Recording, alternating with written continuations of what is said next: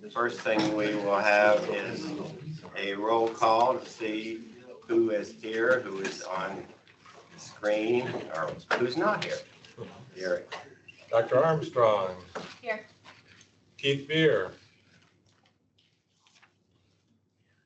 Craig Bowers. Here. Virgil Bremer. Here. Dr. Gillespie.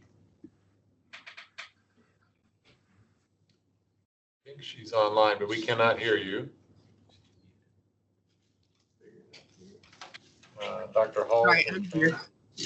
Okay, thank you. Dr. Hall's in transit. Dave Harton. Here. And Ty Harwiger. Here. Dr. Ragland. He didn't think he was going to make it. Tim Rice. Here. And Dr. Joy. I'm here. Okay. First thing we have Hey, is this is Keith Beer. I just joined. Okay, thank you. you have the minutes in your packet if you received one. Some of us didn't. Did anybody else not receive their mail? I don't think I did it. Okay, boy, we had a lot of them didn't make it. Does I anybody did else not. need a packet? Yeah, I did not receive it either. I printed it. Okay, does anybody need one? All right, we have Everyone has a copy. All right, yeah. we'll have to Okay. check the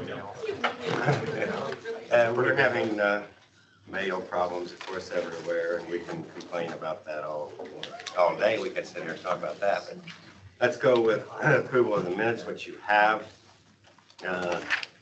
Any additions, corrections? If not, we'll go for, I would make a motion to approve as mailed. Second. what we'll do is we have to do the roll call. It's been moved and seconded on approval of the minutes as received. Here. Dr. Armstrong, Aye. Keith Beer, Aye. Craig Bowers, Aye. Virgil Bremer, Aye. Dr. Gillespie, Aye. and Dr. Hall. The motion is on approval of the minutes. Aye. Dave Harden Aye. and Ty Harwiger Aye. and Dr. Ragland. He's on. Jim Rice, Aye. Dr. Dory. Aye. It'll be approved as we got. That was good. Okay, next we'll have Animal Disease Diagnostic Laboratory. Good morning. Good morning. So I'll just go through the notes that I had sent briefly. It's a brief budget summary, like I provide quarterly, showing our year-to-date fiscal year compared to this same point in time a year ago. Our sales and services are up 9%, and our salary, wage, and fringes are also up about 9%, and that is really reflecting our positions that we have filled that have been sitting there open for a while. We're finally able to get those filled, so that's why that one is going up. Overall, good news there.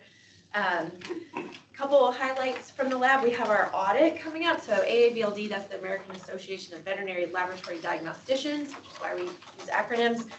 That is our accrediting body, and they come on site every 5 years. So this time it's actually been 6 years because of the pandemic. They pushed everybody forward a year on the schedule, but they will be on site the week of May 5th for that. Also on May 5th, conveniently, we are beginning the process of renovating our necrop seafloor. So phase 1 is replacement of the incinerator. And then once that is replaced, they will be gutting and redoing our walk-in cooler. So the entire project is scheduled to go from May 5th until approximately the end of January. So that's, you may remember that as a state-funded project, and so we're excited that that's moving forward. And we have also wanted to give you an update about our experience with Perkins & Will. This is an architectural firm that has experience designing quite a few veterinary diagnostic labs across the country, including the new national lab in Kansas. They have been working with us since just before the holidays in December.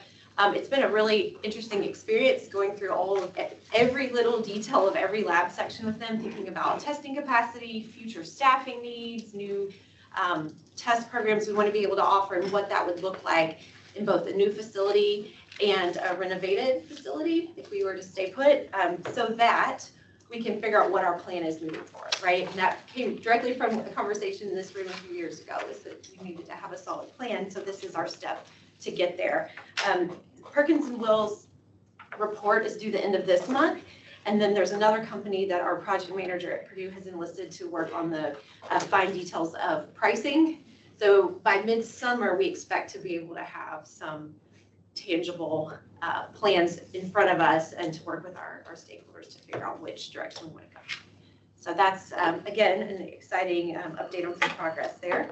And then our LIM, so that's our Laboratory Information Management System, so the software you use to interact with the lab.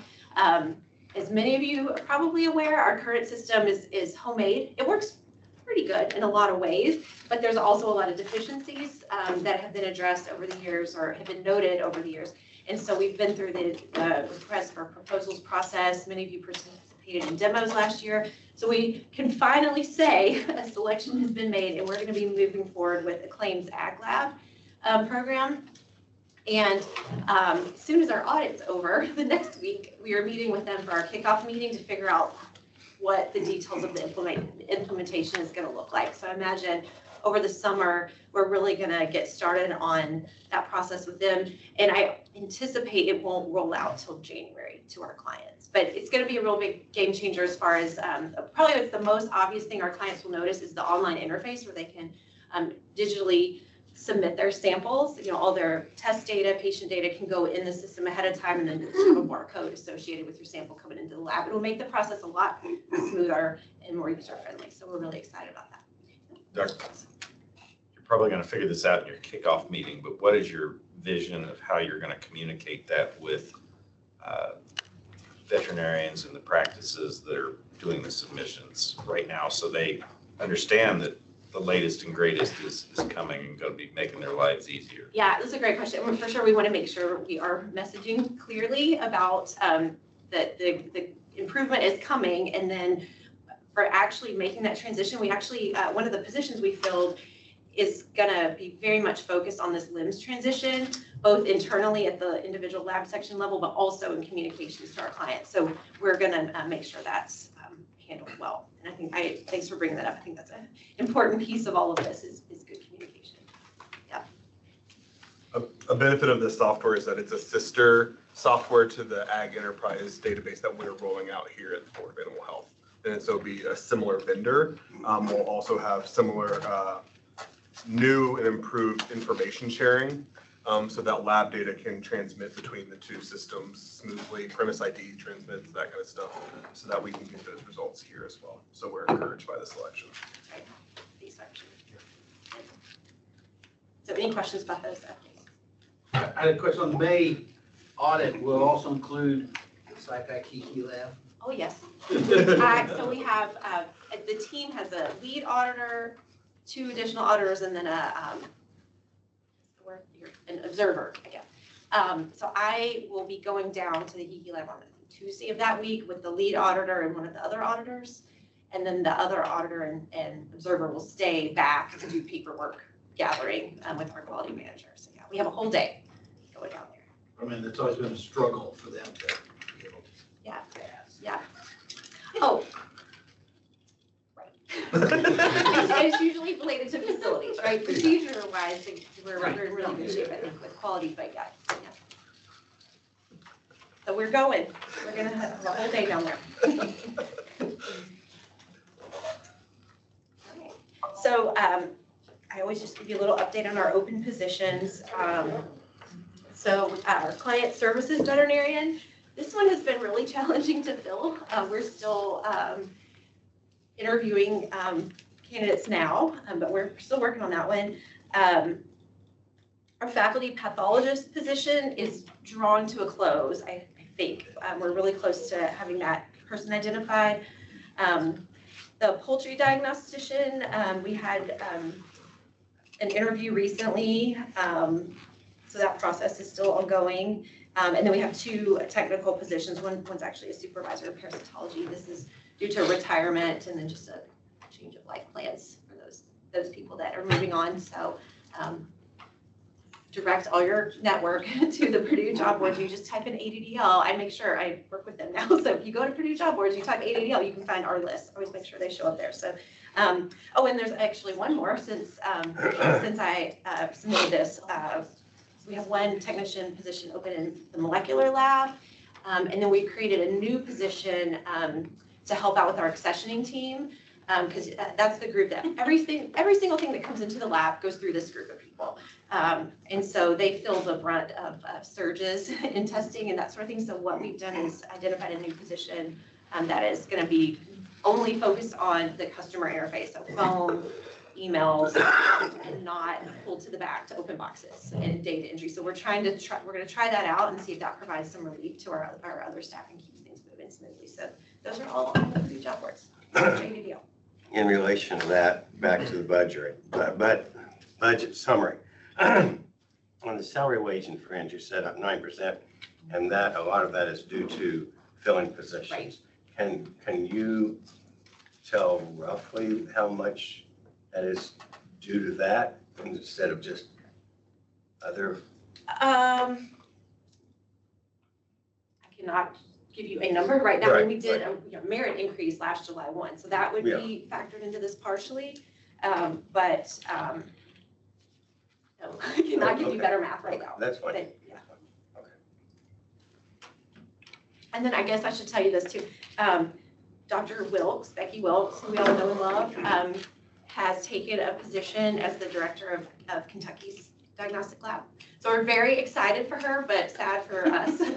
So I just want you to hear that from me if you haven't already. So we are in the process of launching a faculty search to replace her in that role. And I will be interim in that role. This will be my third stint actually in this role since I've joined Purdue, but I am not as good as Becky Wilkes, so just know that. But we will be actively searching for somebody who can come in there and keep going with that development. I'm not concerned at all about our current offerings. We will keep everything moving, I promise, as it is currently. But just so you know, make sure you say bye to her. She will be here through the audit, probably mid-May. Will be her last day. So reach out to her and her coaches. And then what you all have been waiting for is our fee change proposal. So just a little background. So the last time we increased fees was 2 years ago. So July 1 of 23. We decided last year to just hold steady because we came out at the end of the year with a surplus. We wanted to just keep things smooth for all of our clients. And then looking at our expenses, so over the last 2 years, each year, our cost of our consumables and reagents we've purchased for testing have increased 10% each year. So this year, we wanted to take a deeper look at everything. And so we put in, we did an across the board 10% and said, well, let's see what would that look like. And then we dove into a market analysis and basically decided that that would put us too high with some of the other labs that we know some of our clients sometimes use and are major competitors. So that's why I give you the whole list of our tests so you can see which ones we decided to hold steady and which ones we're increasing. And if you do the math, the ones that are increasing are not all exactly 10%. Part of this is we were trying to avoid pennies. We try to make everything have a nice round number in the change column.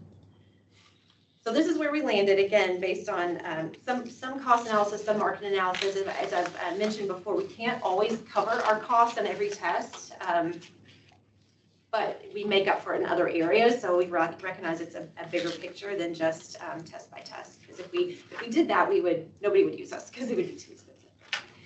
And one cost that's never included in our cost analyses, at least up to this point, is our cost of our equipment maintenance, service agreements, all those things. And we have that money in our budget request this year. So I'm hoping the state will come through with that because that will allow us to keep these prices low and avoid major increases in the future. Any questions? I mean, I'm sure that you hear people complaining about costs, as everyone complains about, but do you get a lot of people complaining about costs? No.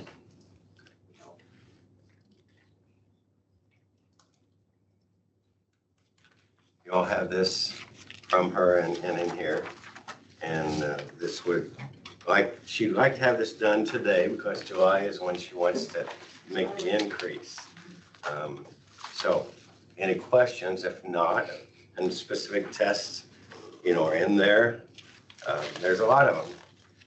But I'm sure that she has done a good job, Dr. Hendricks does, as far as figuring out the cost and everything and how to do that. So if you don't have any questions, then we'll need a motion to allow her to increase these as she has them written.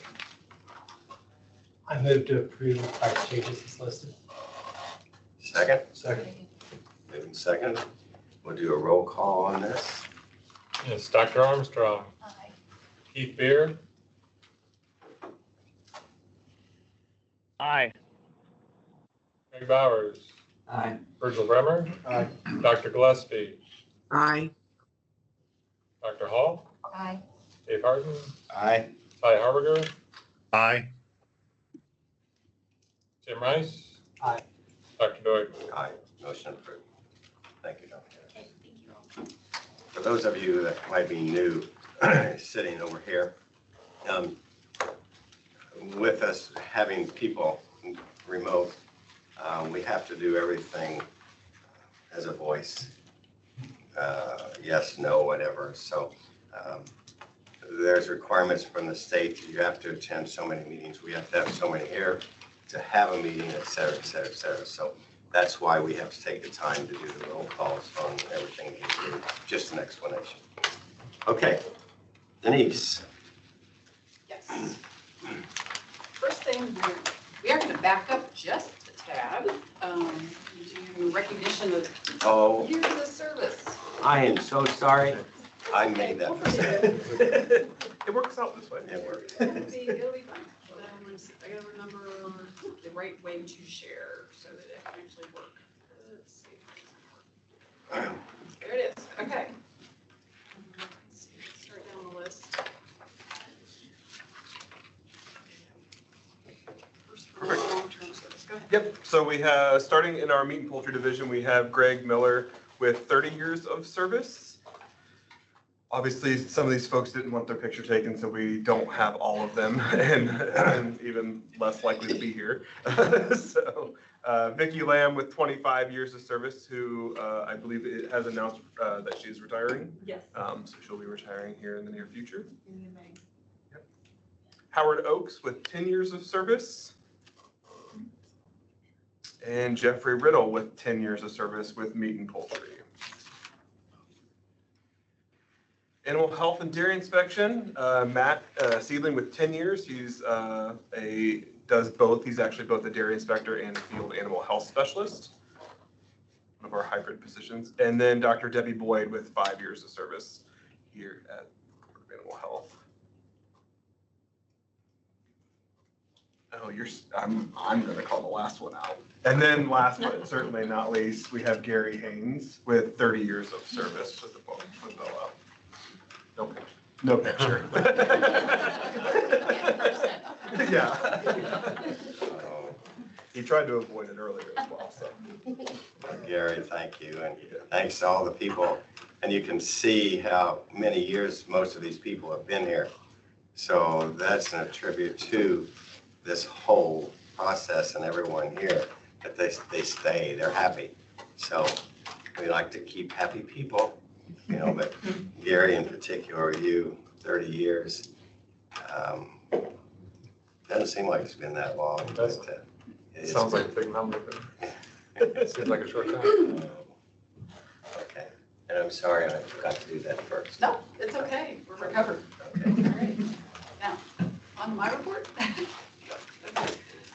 My report is in the packet. By the way, those online, I dropped the packet, a PDF of it in the chat if anybody needs to pull that up. It's sit there, so on the website. I actually was going to report on something that is not in my board report, but it's kind of a big project we've been working on, and we finally got to a point where we have decided to have a launch date in mid-May. So we have been working on, this kind of started a few years ago in 2023, we hosted the Animal Investigations Academy, and it was a week-long course.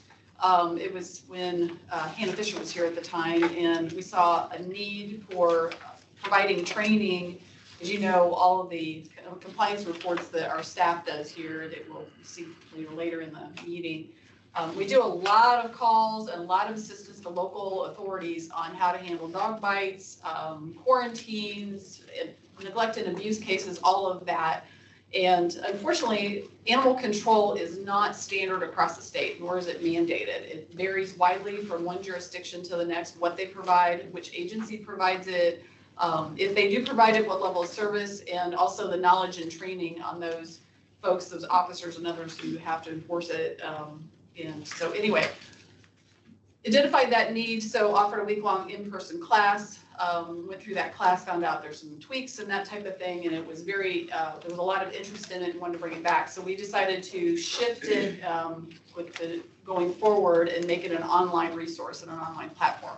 And so that's where the Indiana Animal Care Resource Center was born, home of the Investigations Academy. We actually have a waiting list of folks who are ready to access this. And so this is a SharePoint site is what we're running to provide access to folks who are in law enforcement, maybe prosecutors, judges, anybody who deals with animal type investigations, whether it's a dog bite, whether it's neglect and abuse, whether it's that skinny horse that really is 30 years old and has no teeth and it's not really being underfed. Kind of just depends on what's going on there. And so these are kind of the general areas that we're offering. The high point for it, we're offering a document library that has some resources like body condition score charts that locals can access themselves. And then one of the main ones is the Animal Investigations Academy trainings, which is here. And it is presented as several modules. We have this thing, this is still under construction a little bit, but it's booked out. We've kind of mapped out 7 modules all together, and not all of them are ready, and not all of them will be ready for our mid-March launch. But we don't see that as a bad thing because we will tell people come back and see it, so it gives them reason to come back to get additional resources as we populate that. But if you click on that, what you'll find are a number of topics, and then we basically made the modules with little units within it with training videos that our staff or some invited in subject matter experts have recorded to address specific areas. So this is really handy if they get a new animal control person, or maybe the low-ranking sheriff's deputy who gets stuck with the animal calls or something like that, can get some last-minute training there as well. And we have a test at the end. We will offer a certificate of completion. Whether that means anything to anybody is up to other professional organizations and those type of things. We're trying to reach out to those as much as we can to see if they can get continuing education credits for anybody who will be using the system. So like I said, we're filling this out in various topics, and we do have whole sections that are about large animal and poultry, and just everything from body condition scoring to what type of nutrition, how to investigate, what to look for in the environment, those type of things. So then you can click back home and reach some of the other resources there, including a resource for Indiana laws, other resources and links, just things that might be helpful in their jobs, a statewide directory. So we're trying to make a place they've struggled in that animal control world to have an association that is meaningful and can be resources to each other. So we'll have a statewide directory there that folks can put their information in, and we can reach out if someone is a newbie and wants to call a person in their next county and say, hey, can you help me, or something like that. And then again, a link to our animal issues and disaster preparedness courses as well. This is a section just with news and updates, and there's a calendar section on there, and then finally that's our site. So anyway, so that's what we have. It's under works. We'll be sending out notices to folks on our waiting list and trying to get out to those type of, the town marshals, the county sheriffs, the prosecutors, all of the folks in that space, animal control agencies, inviting them in if they want to participate in this. So that is our project there. Okay. So that's what what I have been spending a lot of time on between the high path and all that, so I'm happy to take any questions we may have. Thank you, Denise. Thank you. Keep working. Gary. Thank you, Mr. Chairman, members of the board. I've got a few different items I'll talk about today. Personnel-wise, I think I sent a notice out. The governor did approve your appointment at the state veterinarian. So we appreciate the governor's action to affirm your appointment. And of course, since Dr. Shipman moved from his position as division director for animal programs, Dr. Whirling was the interim for that position, and so then she is now no longer the interim, and so she is in that role as the director of the animal programs division. We have a couple of positions we've been able to post, and we're close to filling, one in meat inspection and one for a dairy plant inspector. Expect to have those filled within the next, well, the selections are essentially already made. We just need to get them onboarded in the next few weeks. We'll have a couple of summer interns this summer, starting in about a month. So you'll get a chance maybe to see them at the July meeting. And then we just recently post a district veterinarian position. Dr. Jody Lovejoy is retiring in June. So her district is essentially south central Indiana. And so we're looking for a veterinarian to cover that district. A couple of words just about the transition with the new administration. We've been spending time on that. The administration has established a structure within the governor's office of secretaries, and then those secretaries are responsible for agencies within what they call the vertical. So this is a real hard to see, but it just gives you an idea. There's secretaries in the governor's office, and all the agencies are under those. The Board of Animal Health is in the vertical of the Secretary of Energy and Natural Resources. Susie Jaworski is that secretary. And so we report up to her in the governor's office as an agency. Other agencies in that vertical, anything to do with energy, the Department of Natural Resources, Department of Environmental Management, State Chemist's Office, and a couple of other ones. I don't remember what they are, but State Museum maybe, and a few other small agencies. So we're in a group, what they call the vertical, and we're working with Secretary Jaworski through the governor's office, and she's been here. We've had a chance to update her on high path and other things. And, it's been very helpful in terms of just wanting to know what we need, and she'll try to help. A couple of words on, I'll start with federal funding, I guess.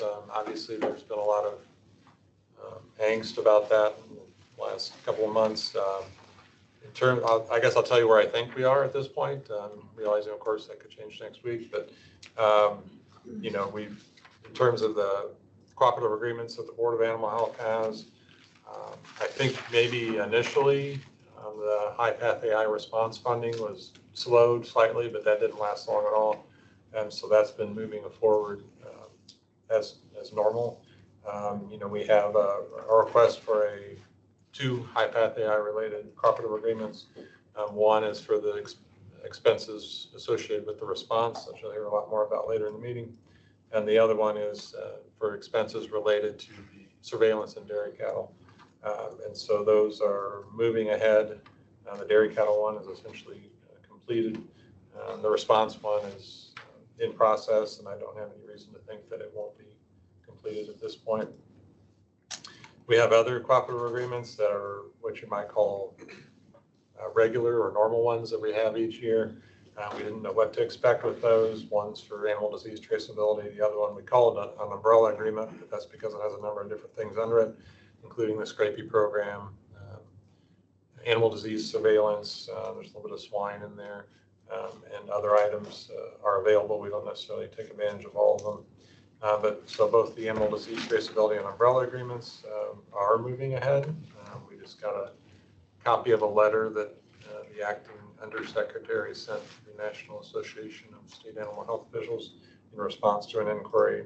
I think it's dated April 2nd. essentially saying that they expect that process to move forward. So we're taking that as good news.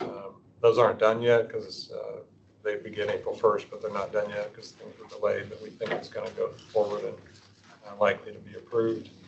And then we have a swine health improvement plan cooperative agreement, which has been fully approved at this point. So that one's been moved ahead. The only one we don't yet know about, and that's because we're in the middle of it, you have a different time period, is a chronic wasting disease cooperative agreement. That one runs from October 1 to September 30th. And so we don't know if we'll have if they're going to offer that again, but it's a little too early for them to offer that. So we'll just see where that goes. But the current agreement is in place and working. And then meat and poultry funding, we did just recently get our cooperative agreements signed for the period that began October 1. And since Congress did finally put in place a continuing resolution through the end of this federal fiscal year to September 30th, we did get an initial allocation finally, I think last week, of funding for the meat poultry program for this federal fiscal year. The initial allocation was a little bit above last year's initial allocation, but a little bit below the final allocation from last year. So, and they did indicate that in August we'd have an opportunity to request additional funds again. So we'll just see how that goes. So I guess for meat and poultry, I guess I would call that as it seems to be working like it has in the last few years. So it seems to be pretty normal. And really, those are all of the federal funding items that BOAH has. And so far, none of them have been canceled or withdrawn, or so if anything, they've been delayed a little bit, but we're optimistic that that'll continue, but we'll see. I'll let you know if it changes. On the state front, obviously we're keeping an eye on the budget process. The state biennial budget is passed through the House, in the Senate. I think Thursday of this week, the Senate Appropriations Committee is scheduled to release their version of the state budget. So we'll see what that has in it. But as the state budget, as passed through the House over to the Senate, for the Board of Animal Health, and I think maybe I sent you an email on this, but the Board of Animal Health line items were flatlined. And the Animal Disease Diagnostic Lab operating line was flatlined. But then there were some increases for capital projects for the ADL in the House passed version. And I think really all the capital projects that were requested, with the exception of the cover for the incinerator, were in the House passed version. Dr. Shipman and I had an opportunity to go downtown and meet with Chief of Staff for our Secretary and some higher level folks in the budget agency to talk about the agency's highest priorities in this budget cycle. So we took advantage of that. We presented to them, one, we answered a lot of questions, but two, we presented to them our highest priority in the three areas of our budget: animal health, meat and poultry, and the ADL. And just for your information, what we told them was, of course, we submitted a lot of change packages, but for each of those items, they wanted to know our highest priority. And so for the animal health line item, essentially it's, we requested that they approve the change package for increases for veterinarians as a part of the compensation adjustments, which I think I've talked about in other meetings. Those compensation adjustments for veterinarians came through too late in the process to be included in the last budget. And so those veterinarian leaders, particularly those in leadership positions in the agency, those salaries were adjusted, but then there was the budget was not increased for that. So we asked for that, roughly $68,000 annually. For the meat and poultry program, we had a change package requesting roughly $435,000 or so, $450,000, to basically backfill what we might be short from federal funding. So we said that would be our highest priority for meat and poultry. And then for the ADDL, you guys may recall the ADDL's budget request, one of their items was $600,000 for personnel funding, to move that from being supported by fees to being supported by the state appropriation, because that had adjusted over time. And as we've talked about in other meetings. So we indicated that was their highest priority for that. So what they'll do with that information, I have no idea. Obviously, there's a lot of competing priorities. Everything that we hear from downtown is that the budget's very tight and they don't expect a lot of increases in many areas. So in terms of the other change packages, we don't expect to be successful with. I think it's highly unlikely, at least, would be we had asked for additional meat inspectors, 3 additional meat inspectors. Haven't heard anybody talk about that in a while, so be surprised if that's included, but we'll see. And then the state-based loan repayment program for veterinary students or veterinary technicians, that is not been discussed. It's not been in the introduced version nor the House passed version. So, but we'll see what the Senate comes up with. And then, of course, they'll go to conference, and then by the end of April, I'll send you an email with the final version details. So that's where we're at with the state budget process.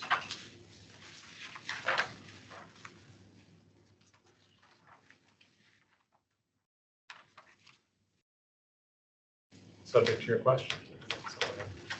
My report. This is kind of you. I'm not sure who this goes to, but with Dr. Lovejoy retiring and her having done so much on cruelty and body score and all that, is there, the new person coming in, will they be taking that over, or is there a person here now under Dr. Lovejoy who would step up to do that? So it'd be anticipated that the person being brought in would fulfill that need. But it's not. Yeah.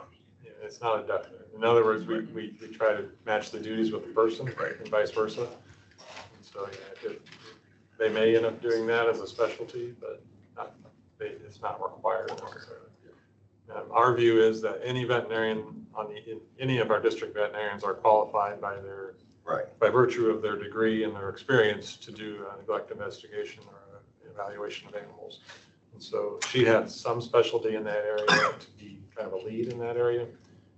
But if she retires and we don't have anybody in that role, it's not like we can't do the work that we do for law enforcement.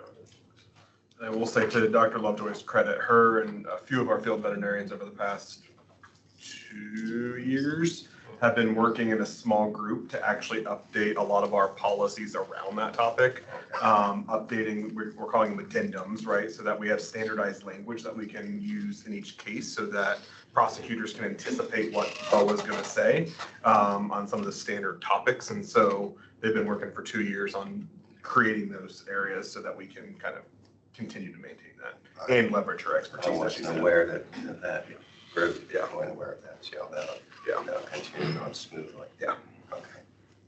Okay. High Path AI, and I don't know who's talking next. According to that. I'm sorry. You want to do the General Assembly? Oh, the General Assembly. I think Gary's doing that too. Yeah. Sarah Simpson's on spring break, so I'm going to fill in and touch on that real quick. The Board of Animal Health, for the Board of Medicine, had an agency bill kind of fixing some language with respect to criminal background checks. It was in the prior session because the FBI wanted some changes in that. So that bill is on the governor's desk, so he had until the end of this week to sign that, so hopefully that'll be finished by the end of the week, so that's good news. Other bills that we've been keeping an eye on, House Bill 1425 deals with labeling of cultured meat products or lab-grown meats or fake meat, or people have a lot of different names for it. And so the original version of the bill would require the Board of Animal Health, in the Board of Animal Health law, would require anybody that's selling these products in the state to have them labeled in a certain way. Now, as the bill was amended in the Senate, it would, instead of doing that, it would prohibit the sale of those for a year, and then during that time, require the Board of Animal Health, Department of Health, and the Department of Ag to conduct a study of the safety of those products. During the discussion of the labeling of it, some legislators brought up that they didn't think it was a safe product, and so on and so forth. So that is currently pending. I don't know what's going to happen with it. It hasn't been, it's been returned to the House with amendments, but no concurrence or dissent has been filed, and so it just seems to be kind of sitting there at the moment. So we'll see, you know, if it goes through as it's currently constituted, then the agencies over the summer would basically pull together all the information about cultivated meat products and their safety, and then put it in a report and send it back to the General Assembly and say, this is what we found. So we'll see if that goes through or whether it just dies and nothing happens with it. House Bill 1490, this is the equine dentistry at horse racing tracks bill. Again, we've been tracking this primarily for the Board of Veterinary Medicine, but you might find it interesting. This bill would allow the horse racing tracks to permit non-veterinarians to conduct teeth floating on horses only at the tracks, but at the tracks. And so that is essentially headed to the governor's desk at this point. And so I assume he'll sign it, but we'll see. If he does, then at the 2 tracks in Indiana, those tracks could license a non-veterinarian to come in and conduct teeth floating on horses at the track. There's 2 bills dealing with essentially food sales from a person's home. They were similar, and kind of crossed over each other, but essentially trying to get at the question of if somebody is, let's say they raise livestock, take it to a plant, get it slaughtered under inspection, it's labeled, and they take it back and they're selling it from their house, their garage, from a farmer's market, from a roadside stand, all those different ways. And not just meat, but other products that might be produced at a farm. You know, does that make their garage a retail store under the Department of Health's retail store rules, which are extensive? And so they're trying to figure that out, so to speak. BOAH's role in that is to make sure that they didn't inadvertently or intentionally, but more likely inadvertently, change the meat inspection rules. And so the versions of those bills that, as they moved, would essentially say the meat inspection rules are not changed. They're only trying to address which of the Department of Health rules would apply to those operations. Those 2 bills are stalled, I guess would be the best way I would describe it as far as I could tell. I don't know that they're going to go anywhere. There's just a lot of issues that were swirling, and I think at least some people have decided it's not going to move, but we'll see if it breaks free in the last few weeks of the session. Going to ask, did Senator Lysing ever end up having a hearing for Yeah. some people? Yes. Yeah.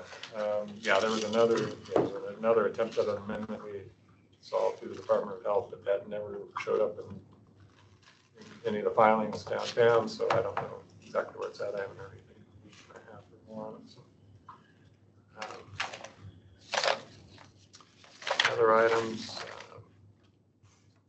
The governor signed a bill. You probably saw it in the press, the Ag Online Portal. And this is actually the Department of Agriculture's job, is to create an agriculture online portal where anybody can go to find the resources they need in terms of what's required in order to start an ag business in Indiana, or if there's grants available, that kind of information. So Board of Animal Health will be providing input to that process as the Department of Ag moves that project forward. There's a bill dealing with adoption of research animals, requiring those animals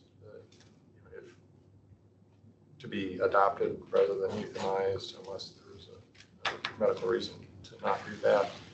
That did pass out of the first house. Anyways, that one's stalled also at this point. It didn't move too far, but again, wouldn't require anything of Board of Animal Health if we get questions about it pretty frequently, so we've been just watching that one. So I don't think that one's going to pass as far as I can tell. Other than that, just trying to keep an eye on bills that require things of all state agencies. So we'll take a look and review those bills once they finalize. So the session's supposed to be over by the end of April, maybe a little sooner. The one concerning the veterinarians, technicians, or whoever doing dental work, I talked to some people from the IVMA, and most veterinarians were definitely against this due to how are they going to license these people? Is that against the Veterinary Practice Act. And this was all brought up, but someone decided it was going to pass. And so it apparently has gone to the governor's desk. Yeah, it's on its way. So yeah, it has passed both houses. So, any discussion for Gary on that? Now, we'll go to HiPath AI and whoever's. Yeah, So Dr. many- Whirling and I are gonna tag So many team. people are involved in this, I didn't know whose name to call. Basically, the whole agency. Yeah. Once you added cows and cats and everything else, we, involved everybody.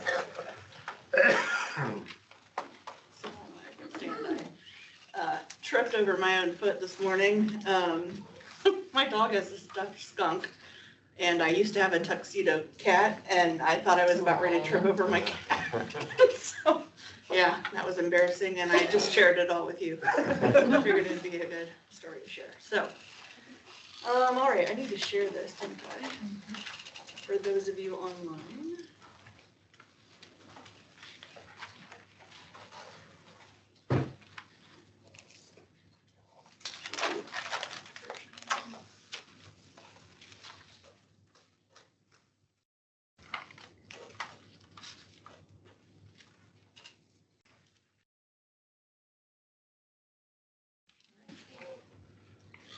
So we've been a little bit busy over the past few months, days, nights, weekends, and a whole bunch of us here at the Board of Animal Health, as well as a lot of partner agencies and organizations. But so just briefly as an update from a national standpoint, so this is what the map looks like, which of course is covered in green. So all 50 states as well as Puerto Rico have had cases in domestic poultry and in wild poultry or wild birds as well.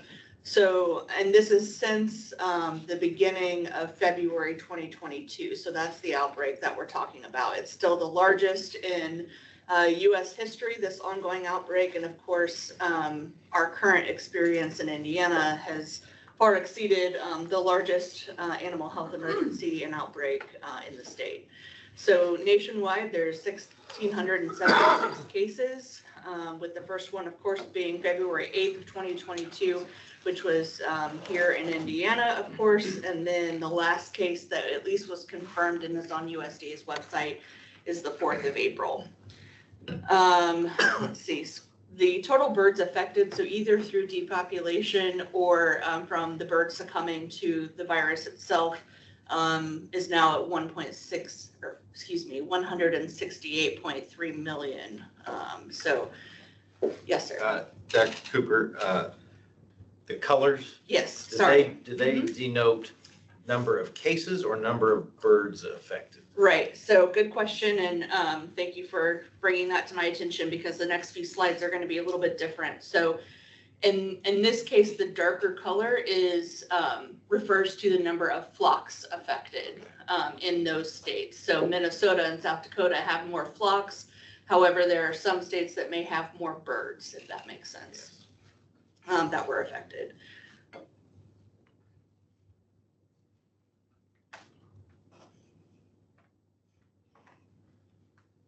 I always love that when like the space bar and the down arrow and the next arrow.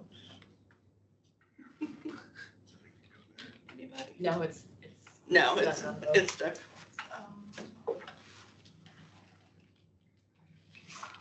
Do that. Oh, look, oh, look.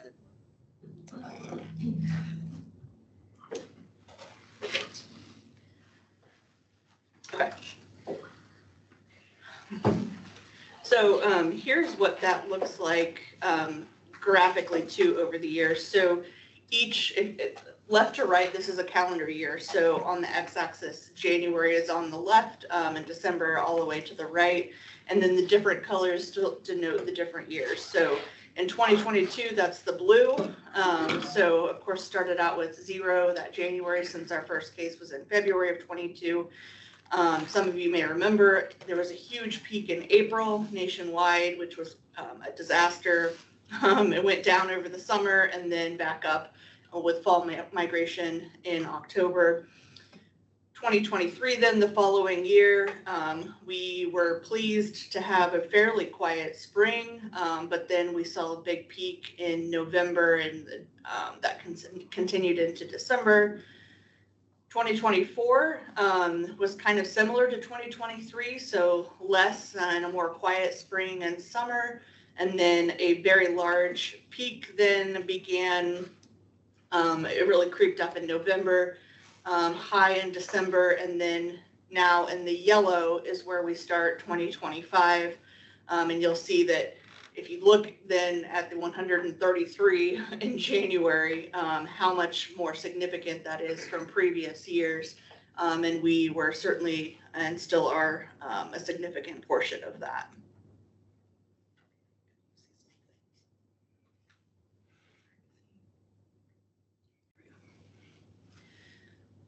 So if we're looking just at the past 30 days, so what's been going on over the past month, there have been 42 confirmed flocks, and the states that you see here are the ones that have been affected. 8 of those have been commercial flocks, 34 backyard, and 1.87 million have been affected over the past month. And so again, in this case, it is also relative to the number of flocks affected. And in New York, it's dark over there, but a lot of those are live bird market cases, so smaller quantities. Again, over the last 30 days, this is now birds affected by state, David. So darker in Indiana, of course, or not of course, but unfortunately, I suppose. And so New York now is no longer the darkest. As we've had more larger commercial operations. And if we're, oh, the down arrow decided to work. The outbreak, commercial farms, then over the past 30 days, you can see which states have been affected. So heavy here in the Mississippi flyway still, or the Midwest, plus Pennsylvania. And I know these are really hard to see. The map that we used was has little dots, and we didn't have a chance to remake a different one. But one thing that's kind of unique about this, 2025 outbreak, and so the dots on the map here are just 2025. We had, quite a few in East Central Indiana in that J. Adams Randolph area, and that coincided with kind of a West Central Ohio outbreak, but we have just been spread out all over the place. So there were 2 cases up in Elkhart. Those dots are right on top of each other based on proximity, so you wouldn't be able to distinguish those anyways. 1 in LaGrange, 1 in Jasper County, 1 in Kosciuszko, 1 in Montgomery, 1 in Jackson, 2 in Washington, 1 in Union, and 1 in Shelby, Hopefully I didn't miss any. 1 in Allen. Thanks, Kelly. That's why she's up here. No, it's not. But so I mean, it's crazy to be in that many counties, and like with that, that's like how many staff we have in animal programs. So it's like you want to send a crew out to a farm, and it's like, well, we don't have a crew. You get a person, maybe a half a person, to try to stamp this out. So. It's been quite a challenge geographically. We've had folks all over. We are very thankful to have our dairy division here as well to help us in the field, whether it's been through composting, sample transport, environmental sampling, you name it. So I will note that, so Indiana has had a total, and this of course goes back to 2022, we've had a total of 44 cases. So in all of 2022, 2023, 2024, we had 18 cases. And so far this year, we've had 26. I say so far. I should say we've had 26, and hopefully we're done and we won't have any more. With our last case being presumptive positive or non-negative, whatever you want to call it, on 326 up in Kosciuszko County. So here's our list. We've had 7 commercial turkey, 9 commercial egg layer. We had not previously had an egg laying operation. So we had an egg laying operation back in 2016. that was a dangerous contact. But we've only dealt with turkeys and ducks until then, which egg layers are a whole different beast in terms of response, not just because of numbers, but also housing structure, dealing with eggs, just a whole number of things. So you'll see J2 is our second, and these flocks are identified, of course, by a county name, and then the sequential number of cases during this outbreak in that county. So our second case this year, which is also our second case in J County, had 353,000, and this was our first egg layer, and it was a challenging case, partly because this was an independent operation, and so they didn't have, you know, an integrator or a company that had the resources and the intel and the labor that was going to come and help them through this. The owner of the birds was out of state. They had some folks that help with, you know, supplying their pullets and their feed and that kind of stuff. But obviously they were very aggressive and certainly got the job done, but just presented different challenges as they were learning, as were we at the same time with our first layer case. That case is really kind of our worst case scenario. That mid-level size egg layer without integration involved is such a challenge. They had a very small footprint as well to be able to work on geographically. So their premises wasn't very large and didn't have participation of their neighbors. But that specific case, yeah, the large ones, I mean, that's a lot of birds, but with, you know, some integration behind them, there's a company that can kind of pull those resources together and you kind of get them through that process. But on that J2 site, we're literally working with a couple, like a married family. And those are the only two people in their mid-30s that we were working with to pull together all these resources to get that done. So that is one of our, you know, kind of our worst case scenarios, premises wise. They had 100 people there like the next day. So, I mean, they got things going. We didn't realize that they were all coming with no resources. And so it was not planned for that, oh, it's not great if you're all gonna like get out of your PPE and go to like 50 different locations for lunch. Like that's not great for biocontainment. And so ISPA was nice and helped with, well, and actually Farm Bureau maybe assisted. Yeah, with providing lunch for that crew that was on that farm so that they did not have to come off site and spread the disease to all of their neighbors because it was a very dense area. So I think subways were bought out in like 3 towns, but got the job done. Yeah, porta potties and food and water and all of those things have to be thought of. People don't often want to think about that first. They just want to get on site, but you have to think about some of those things before you get going. Otherwise, you're going to be at a loss for how to deal. So then the challenge of other commercial species. Yes. Oh, yes. They also raise pigs. Sure did. Yeah, so when constructing the clean, dirty areas, definitely keeping the pigs outside of those so that they could still deliver feed to those hogs and those types of things without having to cross the clean, dirty line for the chickens. So there's always, nothing on any of these sites is ever straightforward. We encounter new challenges on each and every site. And play a lot of what a lot of us refer to as whack-a-mole. It's always just a different problem that we're trying to address and challenge that we're trying to fix. So yeah, pigs showing up on the, and we weren't told initially. We were just kind of like, wait a minute, what are those bad things over there? Yeah. Oh. So, So we had trucks bringing pigs on as we were depopping. And yeah. Do you mind going back 2 slides? Sure. Maybe. Maybe. Yeah. I understand. All right. Okay, I guess that's just the last 30 days. But Mhm. how, showing those J County sites, I mean, they are on the state line. Yes, correct. So- We'd like to toss them over. No, we wouldn't. We would. I mean, We love them. So Ohio got a bunch of people on the state line with shotguns or what? they got hit worse. Yeah, they had They- 73 And cases. it's moved over since and quieted down Yeah. there. Our kind of running joke is they ran out of birds on the Ohio Yeah. side, so Okay. like it had to quiet down at some point. But yeah, they had 70 cases while we had the 26. Okay. And theirs were largely in 2 counties, all geographically located. And I have some pictures of some of that.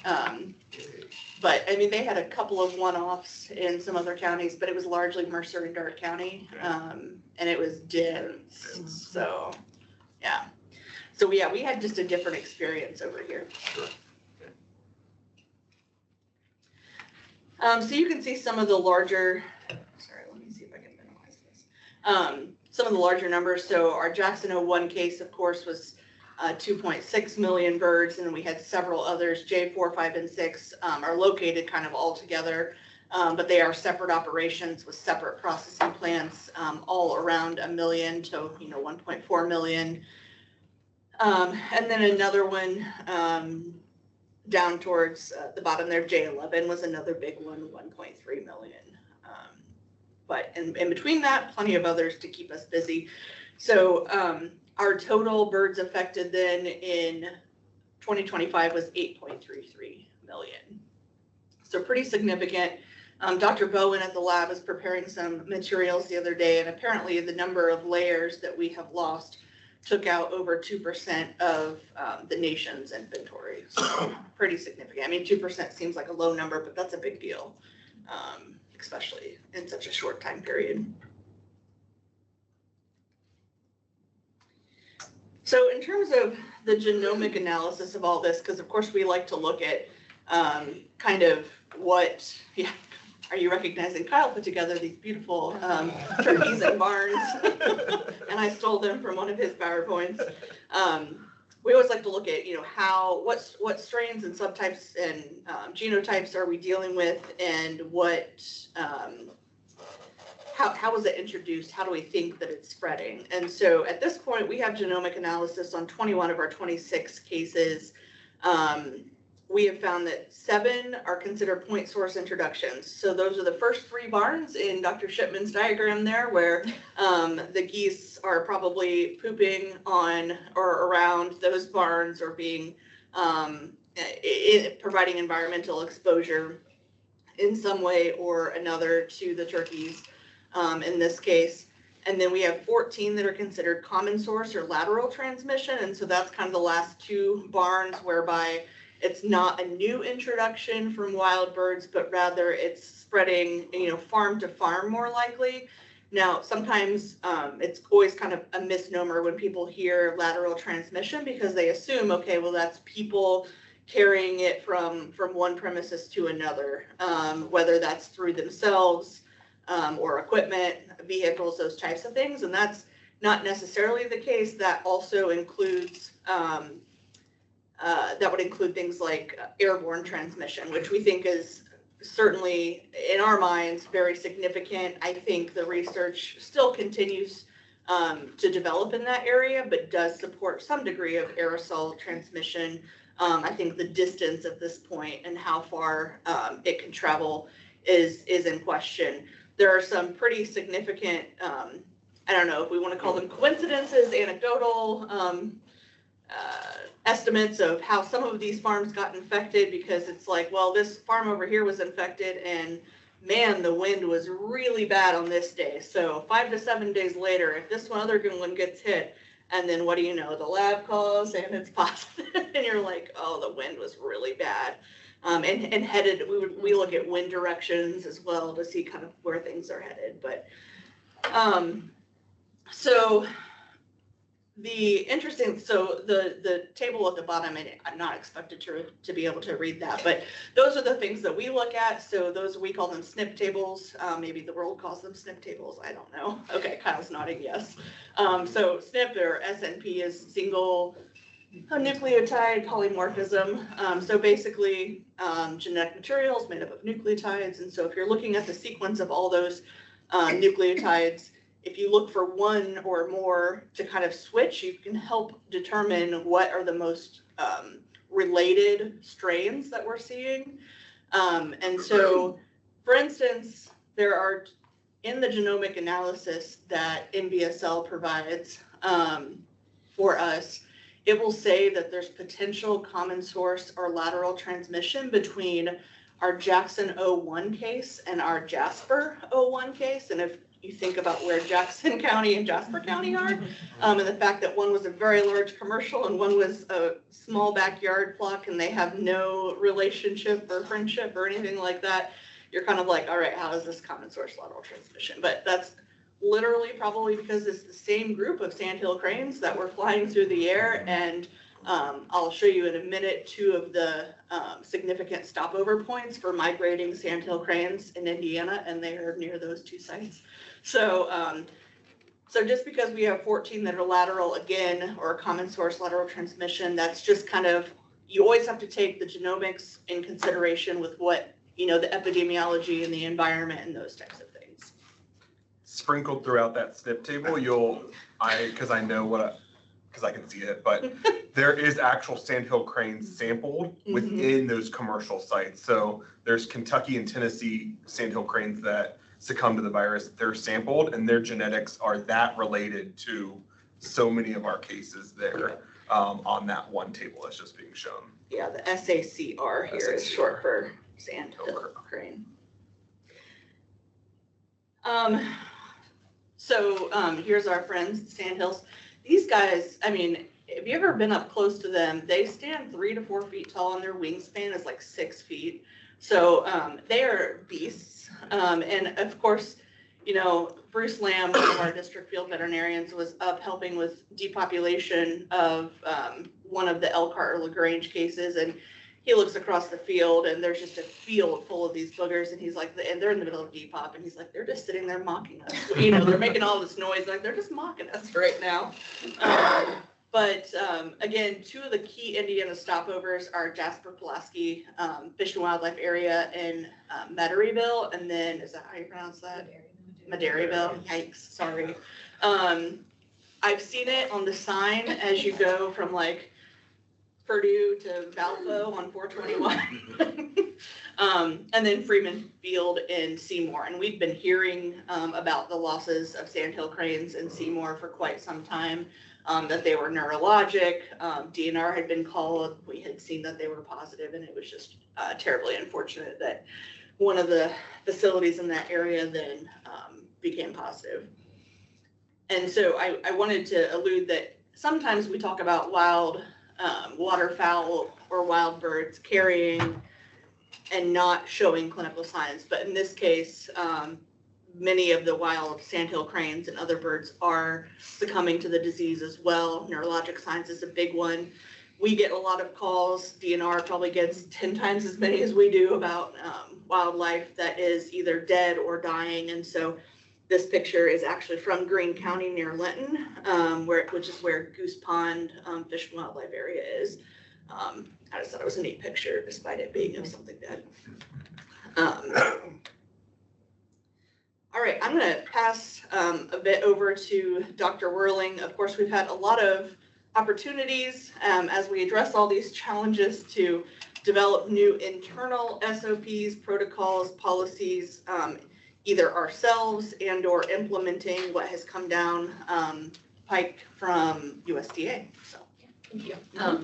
So unfortunately, at this point, it almost feels like sometimes high-path AI response is routine, right?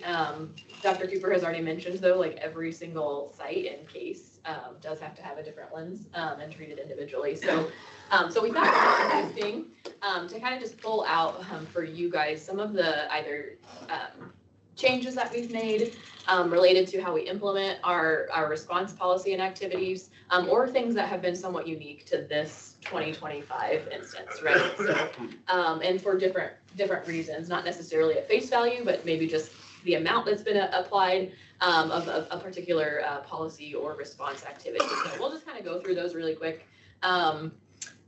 We have at this point, based on, I guess that maybe a couple of reasons, based on the geographic distribution of our positive cases, as well as the resource needs and limitations that we are experiencing as part of those things, we have adjusted our backyard surveillance strategy a little bit. Still, of course, within above what is required on a national standard. So we're making sure that we're still meeting all those standards, but just being more efficient and utilizing our personnel resources. So previously, depending on what type operation was affected or infected with high path AI, determined our backyard surveillance sampling strategy and scheme. That's still the case. But we are no longer doing like door-to-door surveillance within a 3K of an infected commercial farm, which is what we were doing previously. Now we are notifying by phone, so surveying all of those that are registered with backyard birds in our database to let them know that there's been a detection in the area, let them know what to look for within their bird populations, find out if they do still have birds on site, and then doing more of kind of that passive surveillance and sick bird surveillance voluntarily by those owners versus doing a lot of door knocking to ask. So still offering surveillance and testing to those backyard birds if the owners would like to. With a caveat, I guess, if there are adjacent premises to a positive site, we are sampling those. So if they are literally, you know, a backyard in the backyard of a commercial operation, so to speak, then those are being sampled. Otherwise, it's more of a little bit of a voluntary owner-elected surveillance scheme. And so that helps us with our just being more efficient with our personnel resources. Our folks are getting a little too run down on that particular aspect of the response. And finding, as Dr. Cooper has already said, you know, of the 26 cases that we've had in 2025, 5 of those have been backyard. So we're not necessarily seeing it be necessarily a backyard issue on face value, right? So just wanted to mention that to you all. We've also, of course, changed our protocol a little bit as it relates to environmental sampling. We've already mentioned that this is a new experience for us related to kind of the egg layer facilities and how those are structured, what their facilities look like, and changing those environmental sampling protocols to make sure we're still going to find virus if it's there, but again, be more efficient with our personnel resources and time, and the lab's time too. If we don't have to send 600 samples because 100 will do, can we make that work, right? And you think I'm joking, but those are actually the numbers when we run some of these sites, right? When you've got 32 barns on a site, it comes out to a lot of samples. And so just being able to do that, we've broken that up specifically in the egg layer facilities, by manure management type, right? So some of these are deep pits, some of them are belted manure. And so the way that you sample those facilities are different. And so trying to, again, take that unique and individualized approach to that. Also caged versus cage-free, excuse me. Those are also different facilities, different things to think about with bird, you know, high touch areas, bird surfaces, those types of items. So trying to make sure we are very much applying the science that we know related to each individual facility and production type to adjust our sampling and make it more efficient for all of us involved in the response. This year, we've also had a great opportunity, I should say, wonderful opportunities, we're so privileged, to be able to think about and come up with some creative solutions for manure disposal and or manure sequestration. So Dr. Shipman says this all the time. A lot of times in response, you know, we're able to dispose of carcasses and birds with effort, but somewhat reasonably, right? And then we think about all the manure, and it becomes a manure disposal problem more so than a carcass management problem.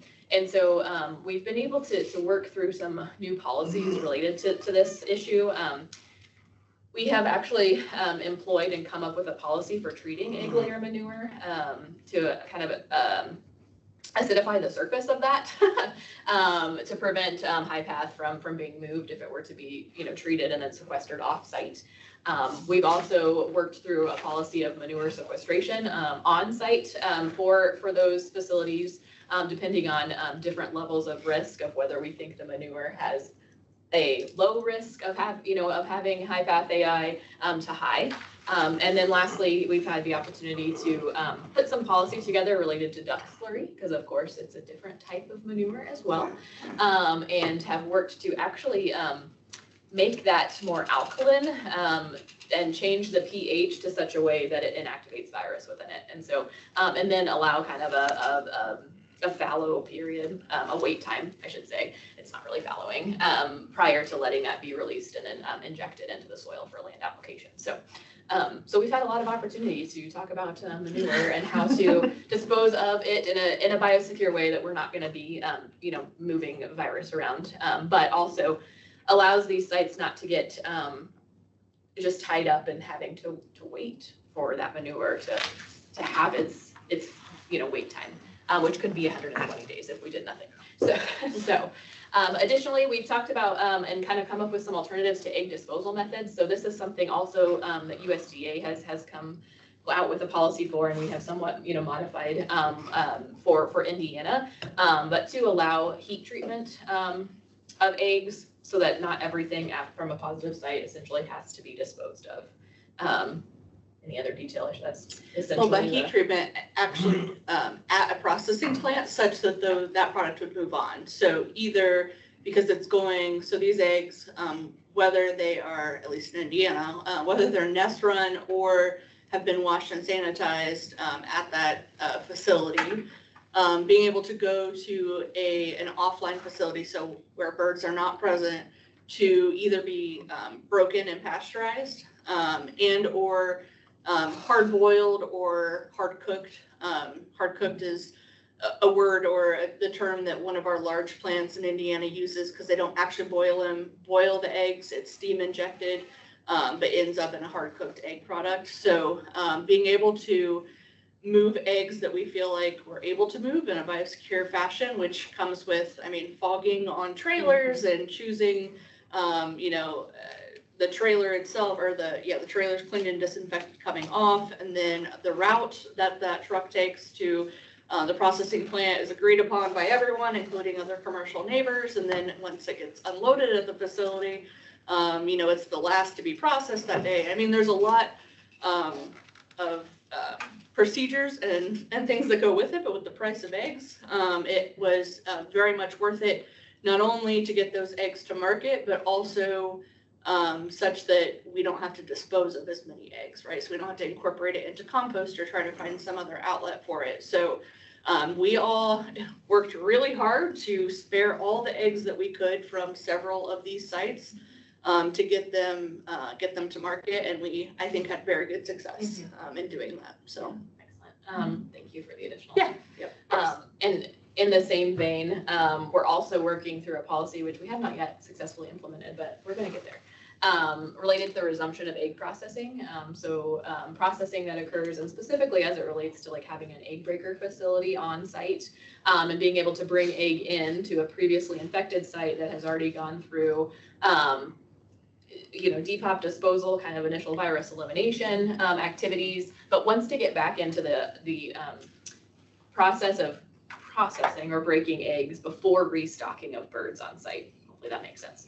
So trying to work through that process and figure out if we can get that part of the business back in business while they're still working through their other timelines prior to restocking and bringing birds back on site. So we're close to that one, but still working through a couple things to make that happen. In Indiana, of course, with its producers and its veterinarians, our state are very progressive in our industries, our poultry industries.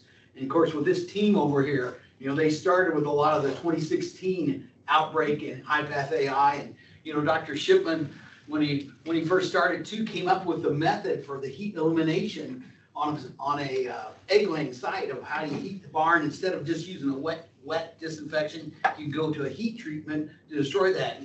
And what has happened too with him being now our state veterinarian, he's challenging the federal government because Indiana, a lot of the protocols you're seeing now on the national basis are written by Indiana. Indiana, as you see this team over here, is ready to say, well, let's try a different way. Let's try to look at some. So been very inventive. Of course, that's been the history of Indiana and the Board of Animal Health as we try to support our producers because our industry is very innovative. So we try to keep up with you guys with that. The team's done a fantastic job challenging the federal government, saying, well, what about this? And as Dr. Worley just said, well, we're still working on that last one. They're trying to get that through. But yeah, and now it's when you go read the national protocol, it's an Indiana protocol. And to USDA's credit, they have entertained our Many ideas. Yeah, which we definitely appreciate because these are going up to the national incident commander every single time, right? And so we, so much so that we have a standing call with the National Incident Commander really to look at new policies as we come across, because we haven't had a lot of experience in the egg laying side. And so we get to these points and we go, this is absurd, to continue to do it this way. How can we, and what we ask our producers then is, what do you want to do? Right? Tell us what you want to do and let's work backwards to make it compliant, make sure we're doing a viral reduction in that process. So if it's anywhere from, alkalizing duck slurry to providing citric acid to the egg layer treatment, we're really looking at that breadth of information and what's your normal practice? How can we adapt it? What's reasonable and what can we all live with at the end of the day? And it really has been, it's a lot of work, right? Because USDA will consider most everything if you have it typed out into a plan. Right? So it takes a lot of effort getting all the details typed in, ironed out, presenting it, working through what, potential considerations they may have, but on top of the response of the entire incident, right? And so just for perspective, when we talk about it, it turns into a disposal issue very quickly. Disposal of the birds themselves is on a laying site is about 1/6 to 1/8 of the disposal needs. The remaining is manure, right? And so it's very rapidly manure. So on our Jackson County site, if you drive past the site today, you'll see windrows and windrows. 33 windrows, and it's all manure, right? We were able to dispose of the birds in a different method. And so that's almost 4 miles of windrows just for manure. You can imagine the carbon that's required to process that is also, a ton. So the Jay County sites, I think they were up to moving 80 truckloads a day of manure off that site for almost a week to 2 weeks just to get that manure managed, right? So we have to think about manure.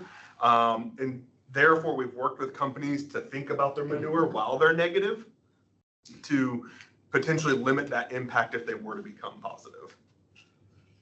I'll make another addition, sorry, to hijack your slide. So while we have all these bright ideas and even get support from USDA, there are limitations in terms of whether we can ship some of that product interstate to other states.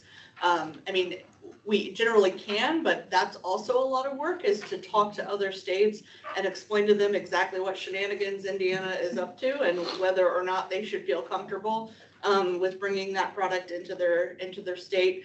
Or in a lot of cases with, this egg, we have plenty of processing that can get it to a negligible status and to a negative status, really, if we're talking pasteurization. However, if we're going outside of some of these protocols, we have to respect, what we have provided as the U.S. protocol for responding to AI, and therefore, making sure that this product is being kept for domestic consumption and not being traded.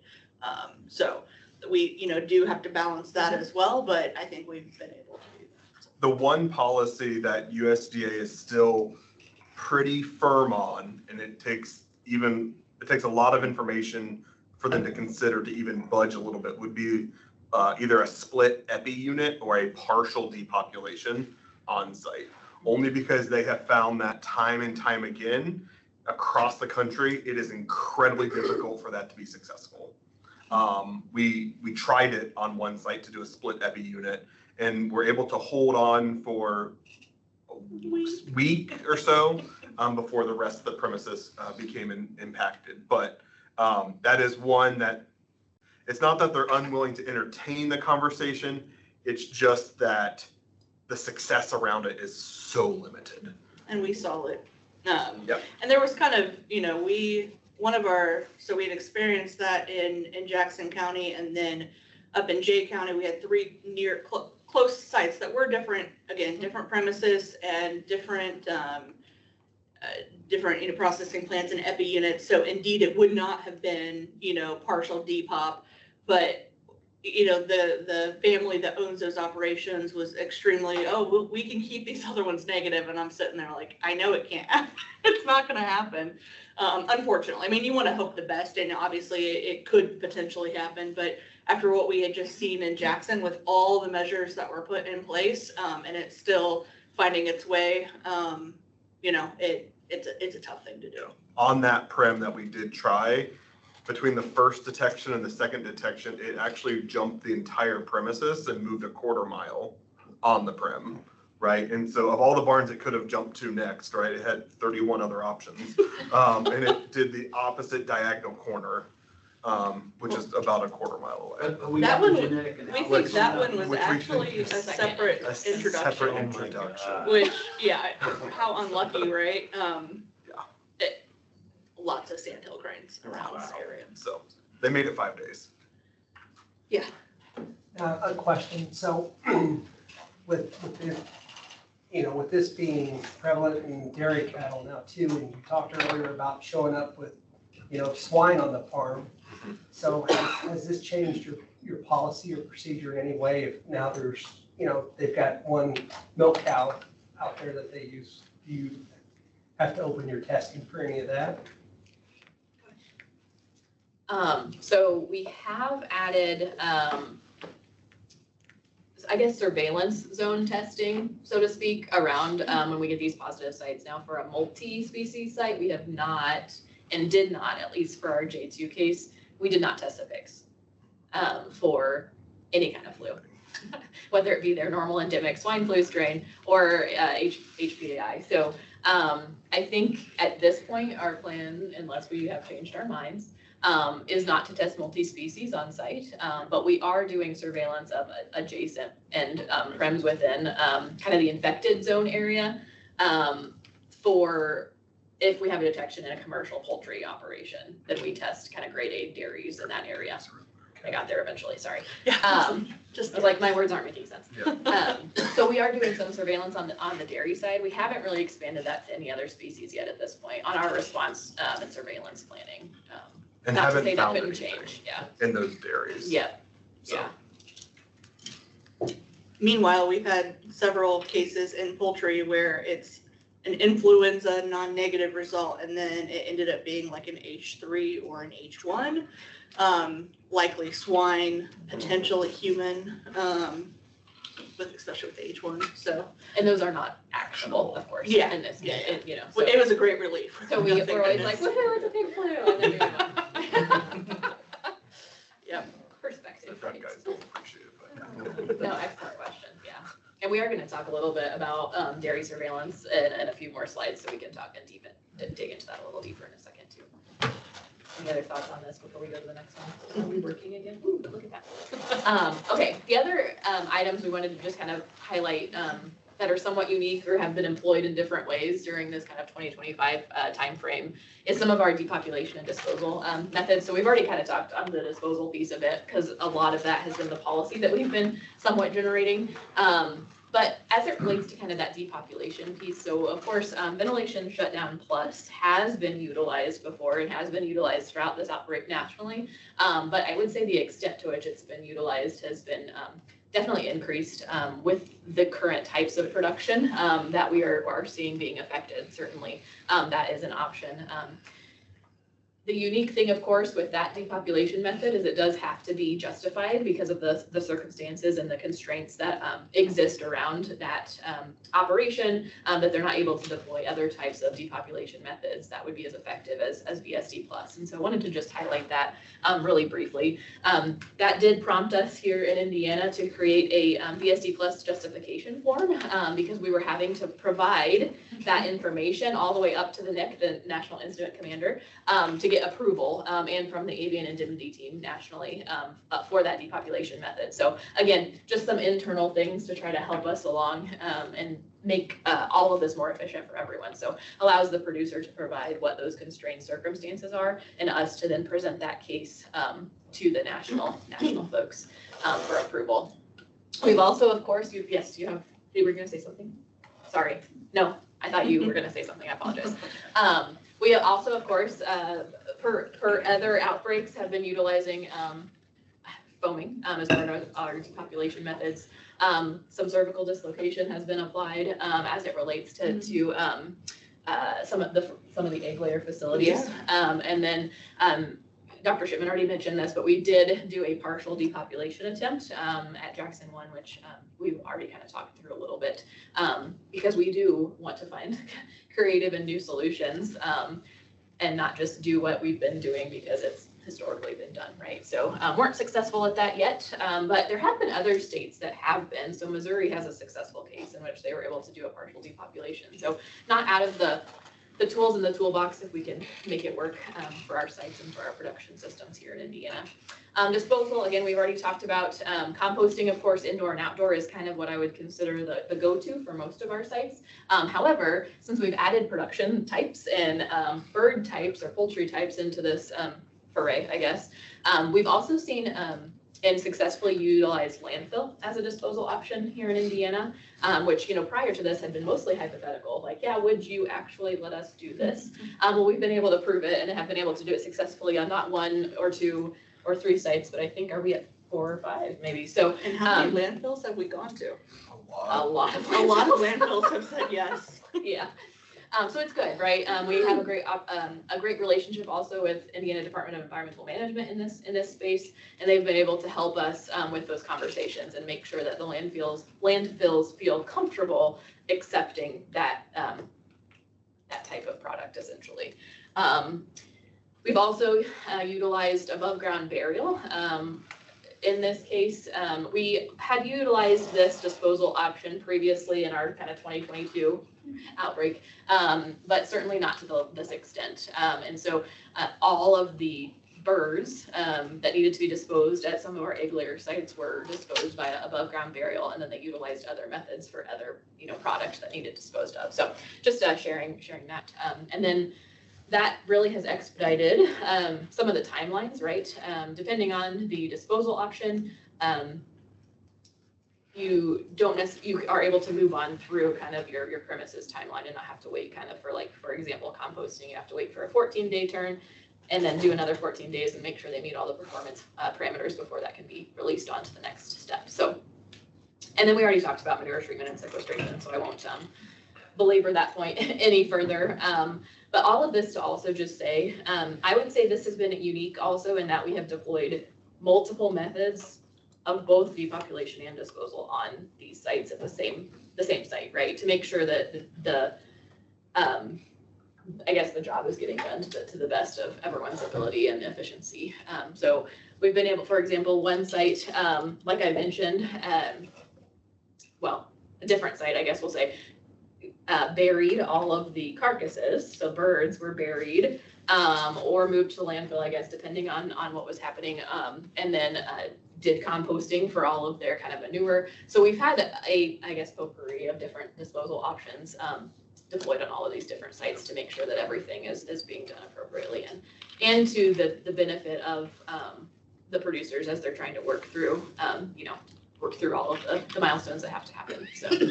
We've generally seen cervical dislocation as kind of like one of the last tools in your toolbox when you don't have other resources available. A case out of Ohio, and one of our cases similar that we've seen is, I mean, the case in Ohio had 1 million birds, and over 4 days they depopulated those 1 million birds by cervical dislocation. So it takes a lot of people. They had, I think, 100 folks on site, so it's a bird by bird situation there. But, you know, our one site had 350,000. They were all depopulated via cervical dislocation. So it can be done. It can be scaled as well and can also be done on a timely manner. So that's kind of, I'd say, a lesson learned. We kind of looked at cervical dislocation as either very small flocks or potentially clean up after another method, just to make sure that we're getting a full depopulation. But it has been used on several sites now as the primary method, even on the large sites. So on the non-commercial sites, is the cervical the one that's done most? No, it's almost always euthanasia solution. Okay. They're oftentimes pets. Pets. Well, Yeah. And generally we do that on Yeah, site. I called Kyle about one and gave him a warning. Yeah. We passed it along. Yeah. Very emotional. That's surprising. Thanks for the heads up. But yeah, sorry, I didn't put that method for here. Yeah. And then most of those, of course, get disposed of we took them to ADDL for incineration, so we probably need a backup plan while the incinerator's down, but that is the disposal method that generally occurs for backyard flux. So they get euthanized, and then our field vet just takes the carcass with them when they leave and take them to ADDL for incineration. So. I think this is maybe my last thing until I pass it back to Dr. Cooper, but just talking about some of our agency collaboration and partnerships, and only wanted to highlight a few because I know there are a lot of partners in all of this, and so I certainly don't want to slight anyone, but just highlight some of the things, again, that are unique or new, so to speak, since January. So we always, of course, have collaborated with Indiana Department of Health as it relates to influenza-like illness monitoring for producers and workers on these sites. But we have changed kind of the way that we notify them of that need to do some influenza-like illness monitoring through their Red Cap system, which it has been great on an efficiency standpoint to be able to provide them with that information. We're also meeting with them bi-weekly, both with IDOH and Indiana Department of Natural Resources, just to have a better interagency collaboration amongst the three of our agencies, since we all kind of touch high path AI response in different ways, but certainly all work together collectively. Also being provided from Department of Natural Resources are kind of Indiana-specific wild bird surveillance updates, which I really appreciate getting those. Those are excellent to kind of know what's happening and can use that somewhat as a, kind of a sentinel or a warning shot, so to speak, of what might be coming down the pike in an area of the state. Though it seems it's sprinkled everywhere, that's a little less of a warning sometimes. And then lastly, USDA Wildlife Services has done some very domestic and wildlife sampling on positive premises in Indiana. Right now it's has just been Jackson 1, but they've been able to do sampling, and I think I have my next slide maybe about that, yeah, to see what isn't affected or infected with high path AI literally on the landscape in the wildlife space. And so nationally, of course, they're doing this. And then I have our both national and Indiana numbers just to give you an idea. Nationally, they've collected just under 8,800 samples from 57 different premises. And HPAI was detected in 400 of those, which is about 4.5% of all samples collected. In Indiana, they collected 235 samples again from that one premise and detected it in 4 animals, 3 house mice and 1 lesser scab, which is some sort of bird.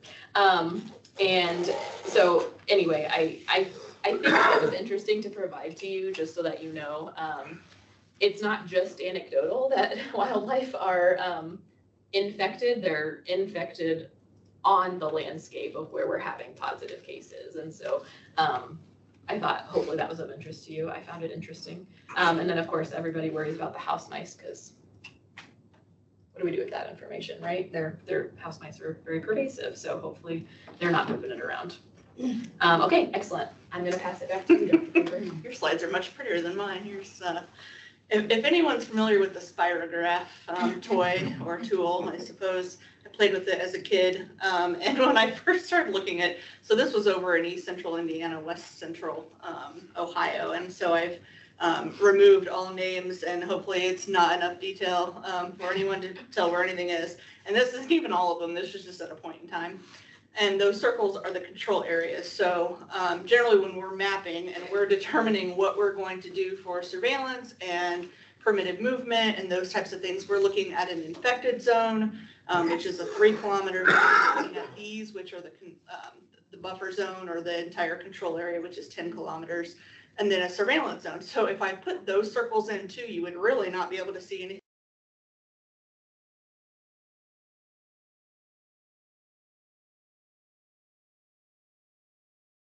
Affected commercial companies in Indiana anyways, by all these circles, and making sure that they understand which zones they're in and not in and what that means for them in terms of, can I move my birds? Can I move my eggs? How frequently do I need to be tested? How soon? How many tests?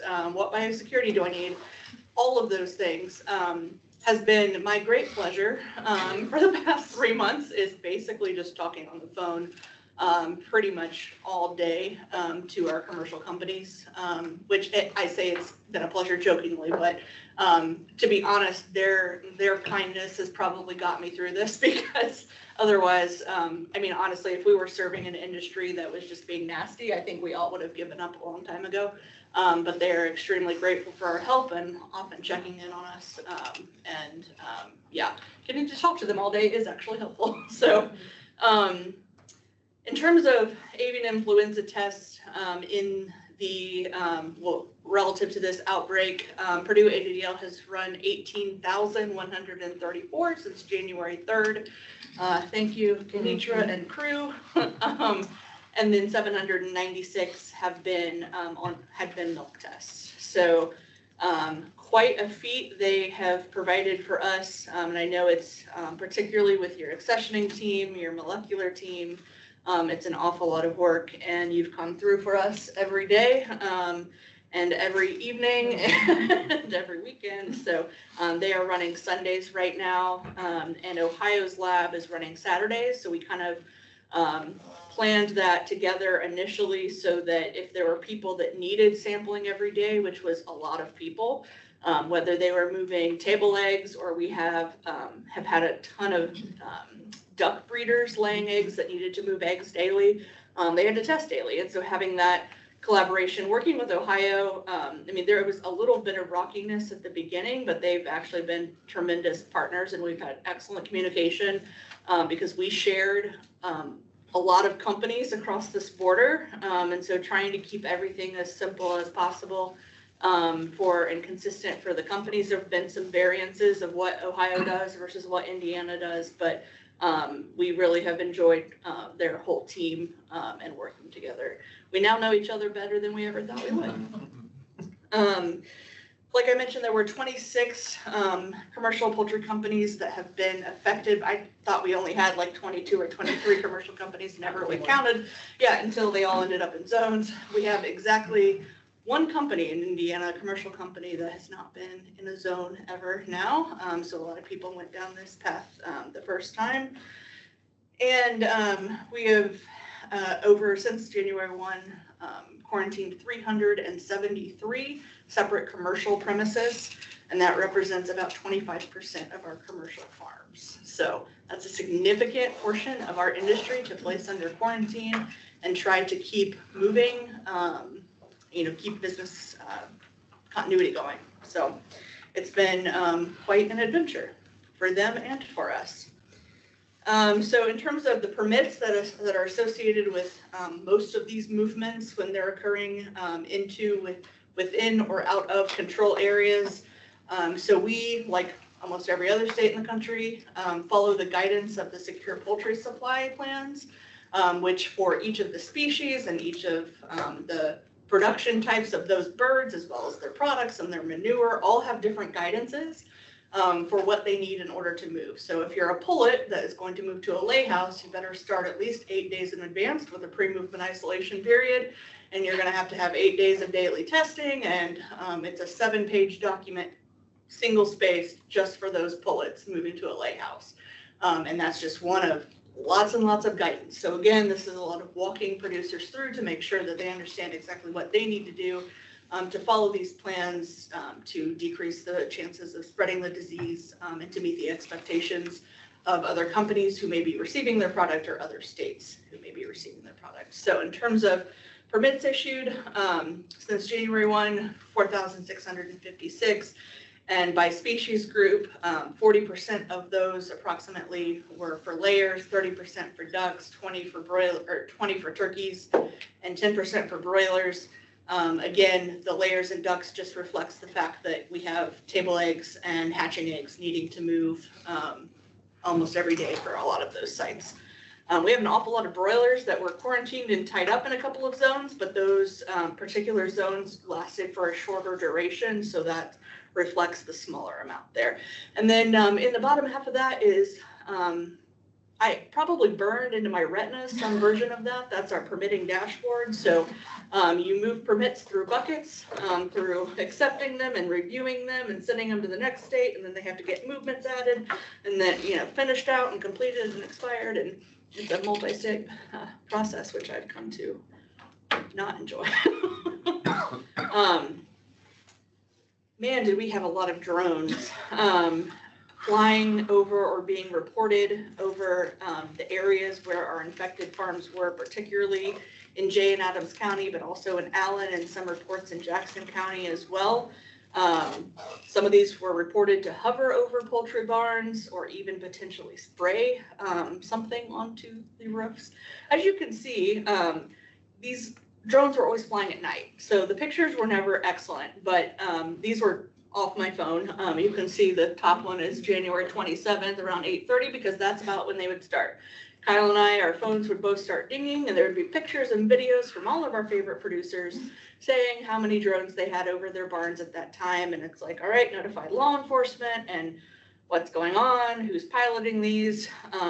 So, you know, we discussed this with our Indiana DHS. Quickly after that, the FBI, the FAA, and the TSA were involved. Kyle and I were on calls every morning around 8 o'clock just to discuss what was going on, what kind of monitoring was occurring. We put, or the FBI put sensors out on some of our farms. So basically Kyle and I contacted our producers who were the loudest and most concerned about these drones and said, how would you like a drone sensor placed on your barn or nearby? And they were very excited because they're very angry. And of course, as you can imagine, everyone wants to shoot these down. That is a felony. You cannot interfere or destroy or damage aircraft. So it's basically the same as trying to shoot at a helicopter or an airplane. So, and that was very well socialized to everyone, like, please don't do this. I mean, unless that's what your heart desires and you're willing to take that risk. No, I'm kidding. We didn't tell anyone that. But we never, I say that we all investigated. There was really no end answer to this.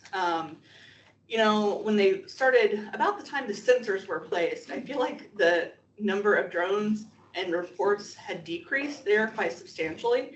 And so there was also potential sensor detection concerns or thoughts.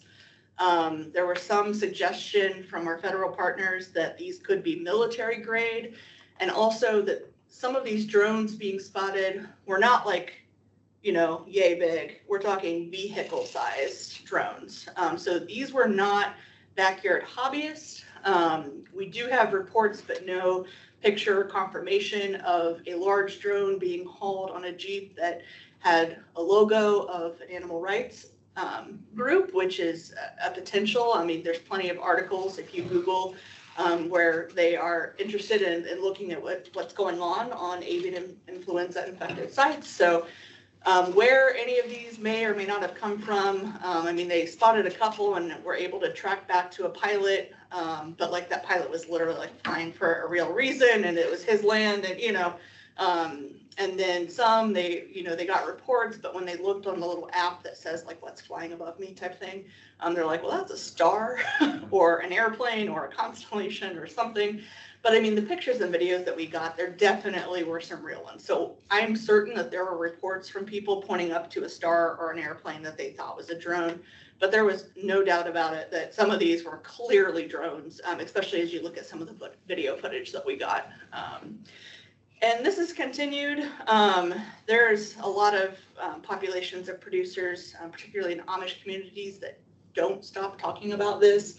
And even as of last week, one climbed up on the roof to swab with a Q-tip, I think, whatever they felt like a drone had maybe just sprayed onto their roof, and that was tested for AI and was found to be negative. But yeah, it's continued to be kind of a mystery. But as you can see, it made quite a bit of news and ruckus and kept us busy. And I think the bottom left title or heading of drones adding to the state woes over bird flu just about sums it up for us, because we really did not need one more thing to be dealing with. We were also concerned about how it could contribute to spread. We think at this point, enough people started to talk about it that it was probably someone or someone's trying to get a rise out of others just to, you know, generate the talk of the town, but we really don't know.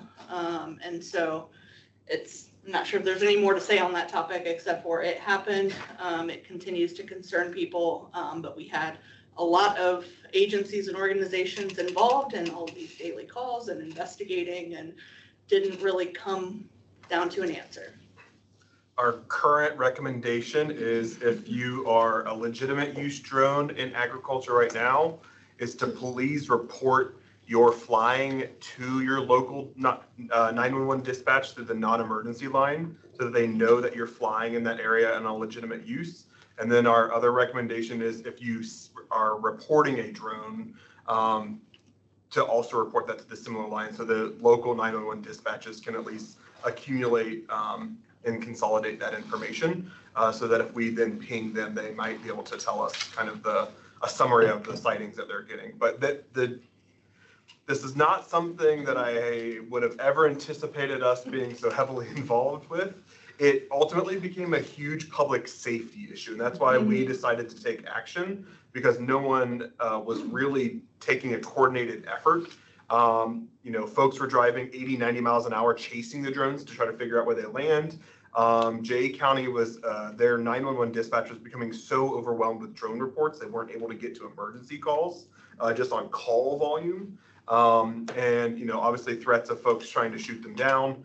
So it really became a public safety issue that we felt needed some additional attention to figure out what was going on. But like Maria said, we don't have a lot of answers in this space. I think at one point we had 5 sensing devices out there in both Ohio and Indiana with very minimal reports of them being able to pick up. One of the also things to keep in mind is there's not a lot you can do if you do find a drone operator. It's kind of like pulling someone over in their car. You can make sure they have the correct permit to fly the drone, especially out of eyesight. There's a few different permits that they may or may not need, similar to a driver's license-ish. Otherwise, they're in airspace, and so that airspace is primarily regulated by FAA. We did look into potentially submitting a temporary no-fly zone over that part of Indiana. That's really hard to do. It'd be, if we had more detections on those sensing devices, I think we could have built a better case for that. What the Federal Air Marshal and TSA continues to recommend is for counties to consider adopting drone ordinances so that the local counties can take action kind of in that nuisance space. So I've presented that also to Farm Bureau, as well as several other organizations, to get that on their radar for them to consider at the county level. And I believe they've also shared some templated language out that Speedway, the town of Speedway, uses for the Indianapolis 500. So they have some drone ordinances in place specifically for that event. So it just allows local law enforcement to take a little bit more in that nuisance privacy space. They can take more action up there.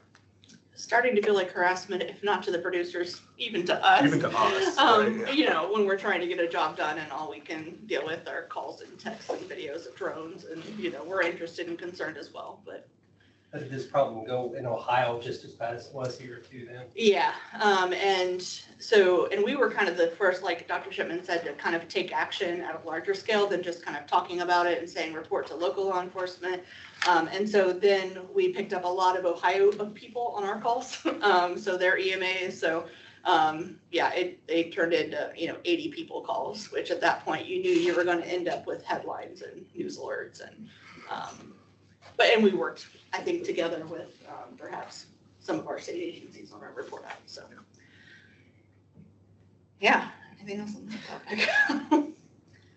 All right, the Biosecurity Compliance Audit Program, so or BCAP, as we fondly or not so fondly refer to it as. So ever since 2022, if birds were going to be moving into a buffer zone of a control area, which is that outer 7 kilometers of a control area, because if they're moving into the infected zone, the innermost, they're guaranteed to not get indemnity from USDA. But if they're moving into those outer zones, then they have to pass a BCAP audit. Well, it was not called a BCAP audit at that time. It was just a biosecurity audit in order to be eligible for indemnity monies. And that came about because it was clear with epidemiology and case information that you're at a higher risk if you're nearby to another infected site, which makes perfect sense, obviously. And so we had heard for many months that there was an interim rule that was going to be published that would kind of officially put this into CFR as a condition of indemnity funds being paid. And so it ended up being not only then for people wanting to place birds into those zones during an outbreak, but also if they were a previously infected site that was going to restock, that they would also have to pass one of these audits. And so we were very concerned, and I think I reported at our last board meeting that we were concerned because the people who can perform these audits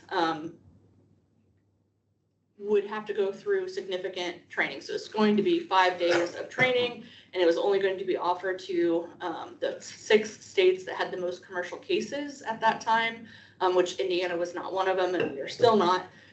And so we were concerned that we were not going to get enough trained personnel here in Indiana for the number of audits that we needed. And we did a lot of the regular, we'll call them biosecurity audits from 2022 to 2024 to place birds into these zones, largely because we have a lot of short-lived birds. So, I mean, ducks go to processing at like 40 days, as do broilers, 40, 42. Sometimes even lower. And so they turn over very quickly. And also we have very dense zones. So when we get hit up in Elkhart or LaGrange County, we got a whole bunch of those farms in those areas. And so we did a lot of those audits, a significant portion of the national number with the initial 3 years of doing those audits.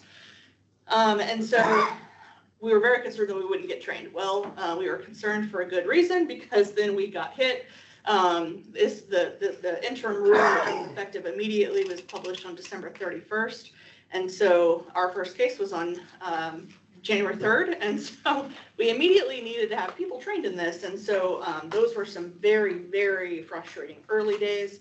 And maybe have not been that frustrated in a really long time, because we had producers that were needing to plan for a number of reasons. And that if one plan falls through in agriculture, farming, it dominoes into about 10 other things that aren't going to go right. It's all about timing. And so initially there were not good answers about when we were going to get folks to be able to be trained, or who could conduct these audits. What were we to tell our producers who really needed to place? But in the coming days, we got information from USDA about how these would occur, that they were rolling out training, that we would get training for people in Indiana and Ohio, because that's where the need was the greatest. Now, it's never fun, on top of drones and writing new policies, to also have to go through multiple hours of training for multiple people. These are all things that you don't care to do when you're trying to fight an outbreak, but it's all part of the game. So Dr. Kopp and myself and Dr. Trainer and Chelsea Leatherman on our team all got trained. And so, as did, Angela, I remembered was Dr. Van Abel officially trained? No, she was not, but Okay. myself and Brianna. Brianna, okay, Dr. Sailors, who's newest to our state. And so per the BCAP audit SOP, this is really like, you start with state personnel to do these audits, which are basically a 3-part deal. And so you're going through producer company biosecurity plans, but it's not just their biosecurity plans, it's also site maps and mortality records and 9-3 movement documents, and to make sure that they have met everything that's on this biosecurity tool or checklist, if you will. And then to follow those first 2 sections is a virtual audit. So basically a FaceTime audit, unless this is a restocking audit, in which case it's in person. But for all those wanting to do placements into zones, it's you have to then go and verify all the things that they just said that they are doing or should be doing as part of this audit. And so it is much more in-depth and much stricter, and has more requirements than what a poultry producer normally has to go through for their NPIP participation. And so, Mike, what would you say a company's first did any company actually pass without remediation on their first Not audit? on the first try. Yeah, no. I mean, generally, on a first try, a company who has probably, what, like 20 remediations? Yeah. Think 20 points in the audit they don't meet appropriately, largely because they've never had to know to do that before. Sometimes it's just a matter of where did you place the sign that says no visitors? Is it really at the perimeter buffer area? I know you're speaking you know the language I'm speaking. The perimeter buffer area, or is it just on all the doors of the line of separation? But it's got to be both. So, trying to make sure that they've met all those things. So Dr. Kopp and Chelsea Leatherman, I think about 10 hours a day, every day throughout this incident, have done nothing but these audits. So going through people's plans, setting up and scheduling the audits, going over the remediations, that's all oversimplifying it. But that's 2 people that we would have had available for other response activities, which have been doing almost exclusively this. Because they have to complete all that remediation, so they can't place birds. Yeah. Or, well, they can place them, but they don't have any. Right, yeah.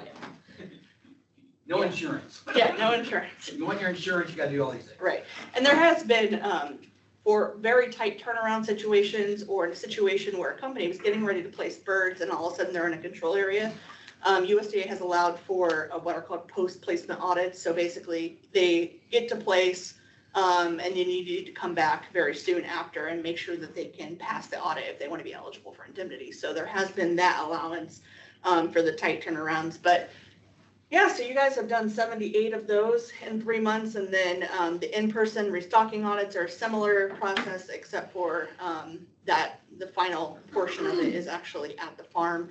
And Dr. Trainer has been doing those at our previously affected sites, and he conducts those at the same time as the rest of the crew is doing environmental sampling at these sites. So let's see, bottom left is just a picture of, the types of, site maps that they have to have, illustrating, where are your access points, where do you haul your mortality to, where are your lines of separation, and where's your parking area, what's the directionality of flow of animals and mortalities, those types of things. And then a couple of pictures over here. So this is actually, you can tell Chelsea is FaceTiming. And so these are screenshots from her FaceTiming some producers, they're showing her, here's our sign at the end of the driveway, and above the sign it was demarking, hey, this is the PBA, and we have visitor logs. And, inside of it, getting into a facility, whether it's going over a Danish entry, donning the right PPE, and things so little as, the visitor log. I think a lot of people failed that one because the visitor log couldn't just be like the time, the date, the person, the organization, time in, time out. It had to be, why are you there? So if you didn't have a column for why are you visiting, you failed that point and had to redo all your visitor logs for your entire production system. Showing the innovation of our poultry producers in Indiana. Of course, This is a cool go through the car wash where it sprays you. Of course, the picture on the right all the way is a human car wash. Yeah. Even with full PPE, you're gonna walk through that and then it's gonna totally spray you with the disinfectant. So, Yeah. as you can see that narrow space as you walk through across that drain area there. So, it's like our innovative producers trying to prevent that introduction of AI on their premise besides PPE and everything else. Yeah, and I know which facility this is, and it's right in the middle of a very hot area, and they've stayed negative, so, maybe there's something to their human car wash. Okay, back to Kelly. I get to shut up now. Sorry. I don't get to. I get to relieve you of my voice. I didn't mean me. So we would be remiss if we didn't also mention avian influenza in livestock, because as we now know, it is not limited to poultry, an avian species. So just to provide you with a really quick update, and also then move this into, bring it back home to Indiana, what we're doing here. And we'll hopefully answer and provide a little bit more detail, Tim, of what you were asking earlier. So wanted to provide just the total cases at this point in the U.S. related to avian influenza in livestock. So we're at 998, so just under 1,000. Of course, the first case was March 25th of last year, so we have reached our 1-year anniversary of this being diagnosed or detected, I guess, in cattle specifically. But then, of course, in some other livestock species throughout that time frame. And the last case was, when I put these slides together, there's probably been a more recent one. It's ongoing. New cases are happening every day nationally. There's 18 states that are now affected, and hopefully you can see on the slide that the color or the shade of color is again by case numbers, not necessarily by animals affected. So California is leading the charge with the most number of cases, and then going down to different degrees as the color of blue gets lighter, and then 0 cases detected in those white shaded states, of which Indiana continues to be one at this moment in time. So very grateful to announce that. That's okay. So moving on to kind of where we are, I guess, here in Indiana related to HPAI in livestock or dairy cattle specifically. So back in, of course, April of last year, the federal order went into place, and I know we've reported on this previously, so I won't belabor it, but did require mandatory testing of lactating dairy cattle for interstate movement. And the mandatory reporting of any positive influenza A diagnostic results of those tests that were run. So just wanted to provide you with the number of tests that we've run to date on Indiana cattle, lactating dairy cattle, which is just over 3,700 tests. Then in December of last year, I guess there was a new federal order put out that required the mandatory testing of raw milk intended for pasteurization, and then led to this national milk testing strategy that USDA has launched, of course, on a national level. Indiana is participating and has begun our participation in this national milk testing strategy. Round 1 is mostly complete, but currently still ongoing. At this point, we have collected 747 samples from our Indiana grade A dairies for cattle, right? So we're not testing any other type of animal that may contribute to a dairy product, but our dairy cattle grade A dairies. And so the way that we have utilized or implemented this strategy at this point in Indiana is we have been utilizing milk quality samples that have been provided to the labs for milk quality testing, taking those rather than testing them for milk quality and using them for this type of test through the different milk quality labs, both in Indiana, but those that handle Indiana origin dairy samples. So that's kind of where we're at. We're hoping to wrap up our round 1 next week, roughly, and then hopefully we'll be able to continue moving on through that national milk testing strategy. Just to remind you really quick what those stages look like. So I know we've talked about this previously, so again, we won't spend too much time on it, but we put a big arrow there because we are in stage 2 of the national milk testing strategy, which is determining our state status and the samples that we're utilizing, determining where or where not avian flu or influenza A might be in our dairy cattle populations here in Indiana. 3 rounds is essentially what it takes to prove state freedom, I guess. Or to get a determination of not infected in our dairy cattle by the statewide. So when that happens, I'm going to say when, I believe in it, we get to go from stage 2 to stage 4, which is just continued, we have demonstrated H5 absence within the state. And then once all states reach stage 4, we move nationally into stage 5, which would be freedom of the U.S. from H5 and dairy cattle. I skipped stage 3 because that is if we find or detect influenza in one of our dairy samples, then we would go into kind of a response mode and work on elimination of the virus from that herd, which leads me to what our current Indiana response plan is.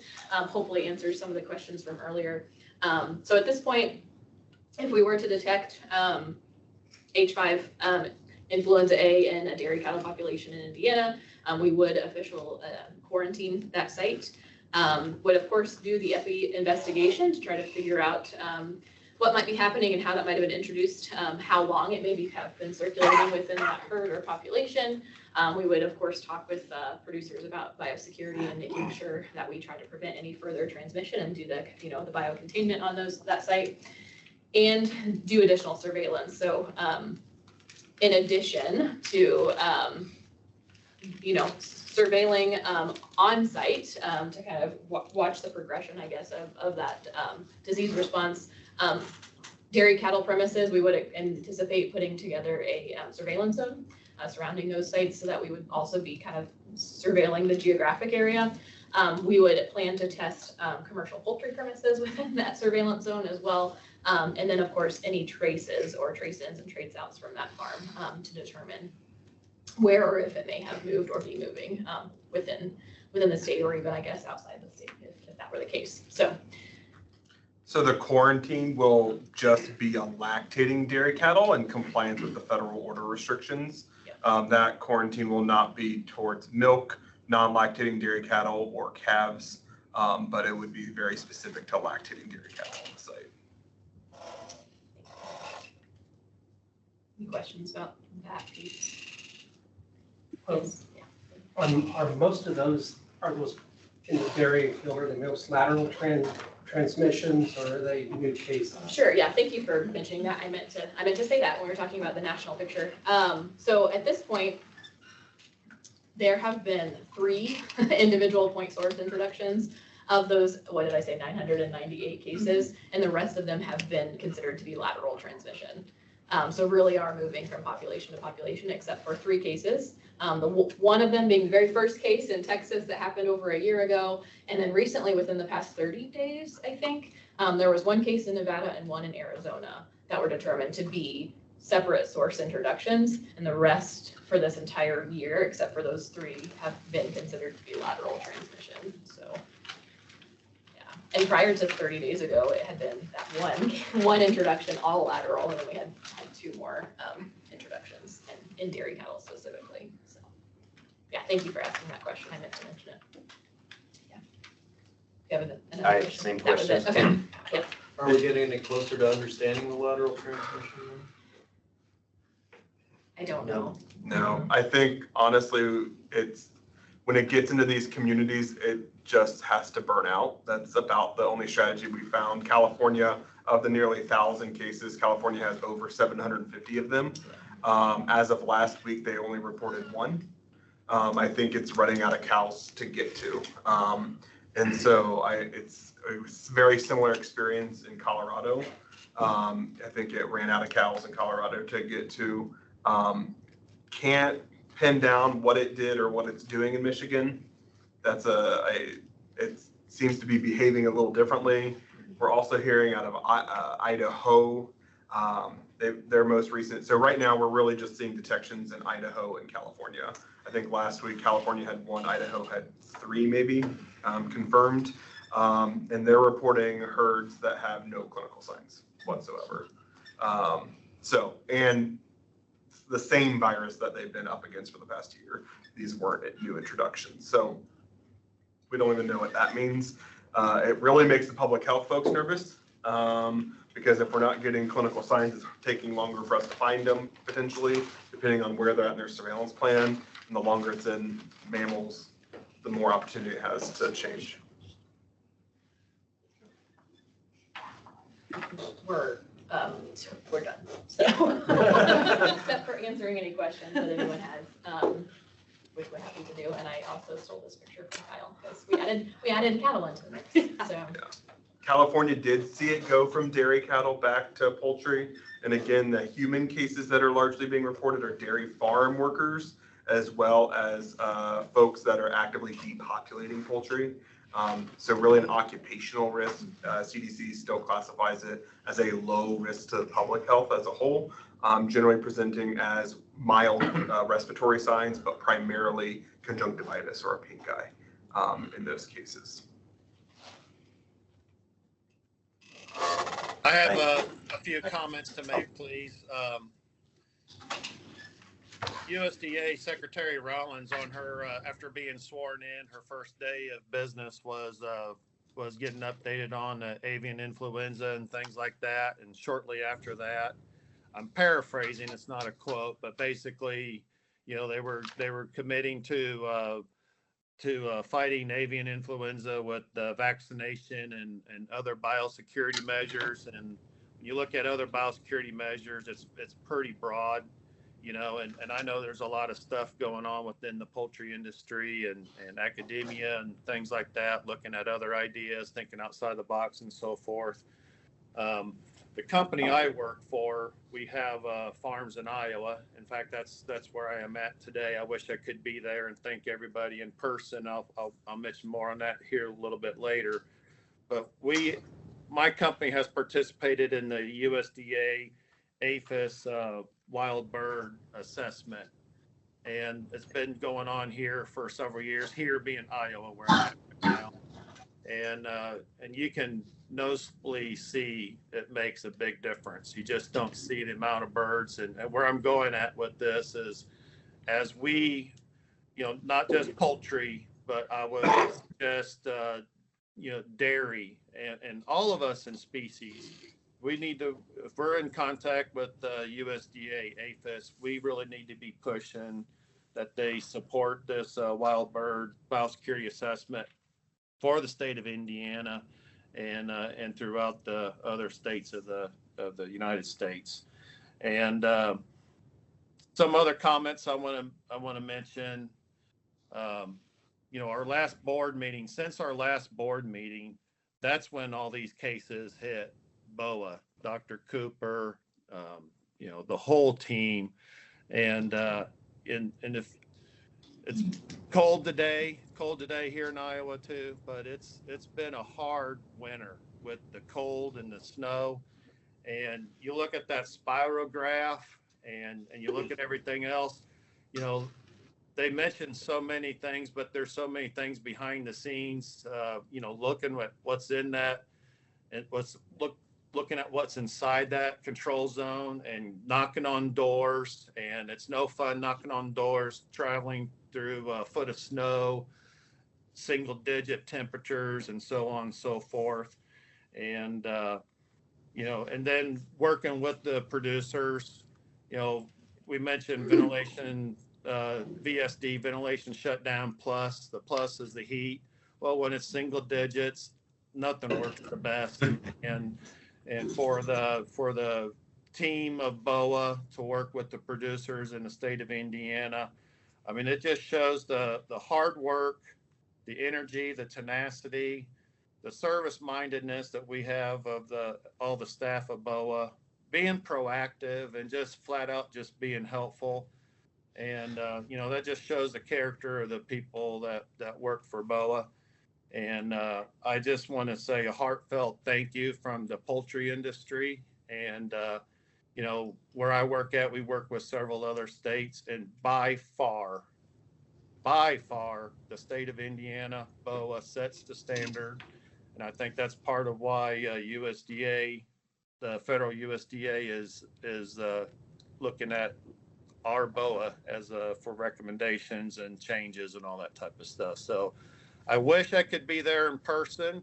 Work pulled me away because I wanted to thank you all personally, but thank you everybody at BOAH for all you've done to get us through. It's been a crazy quarter here. Hopefully, like Dr. Cooper said, hopefully we stay at 26 cases the rest of 2025. So thank you.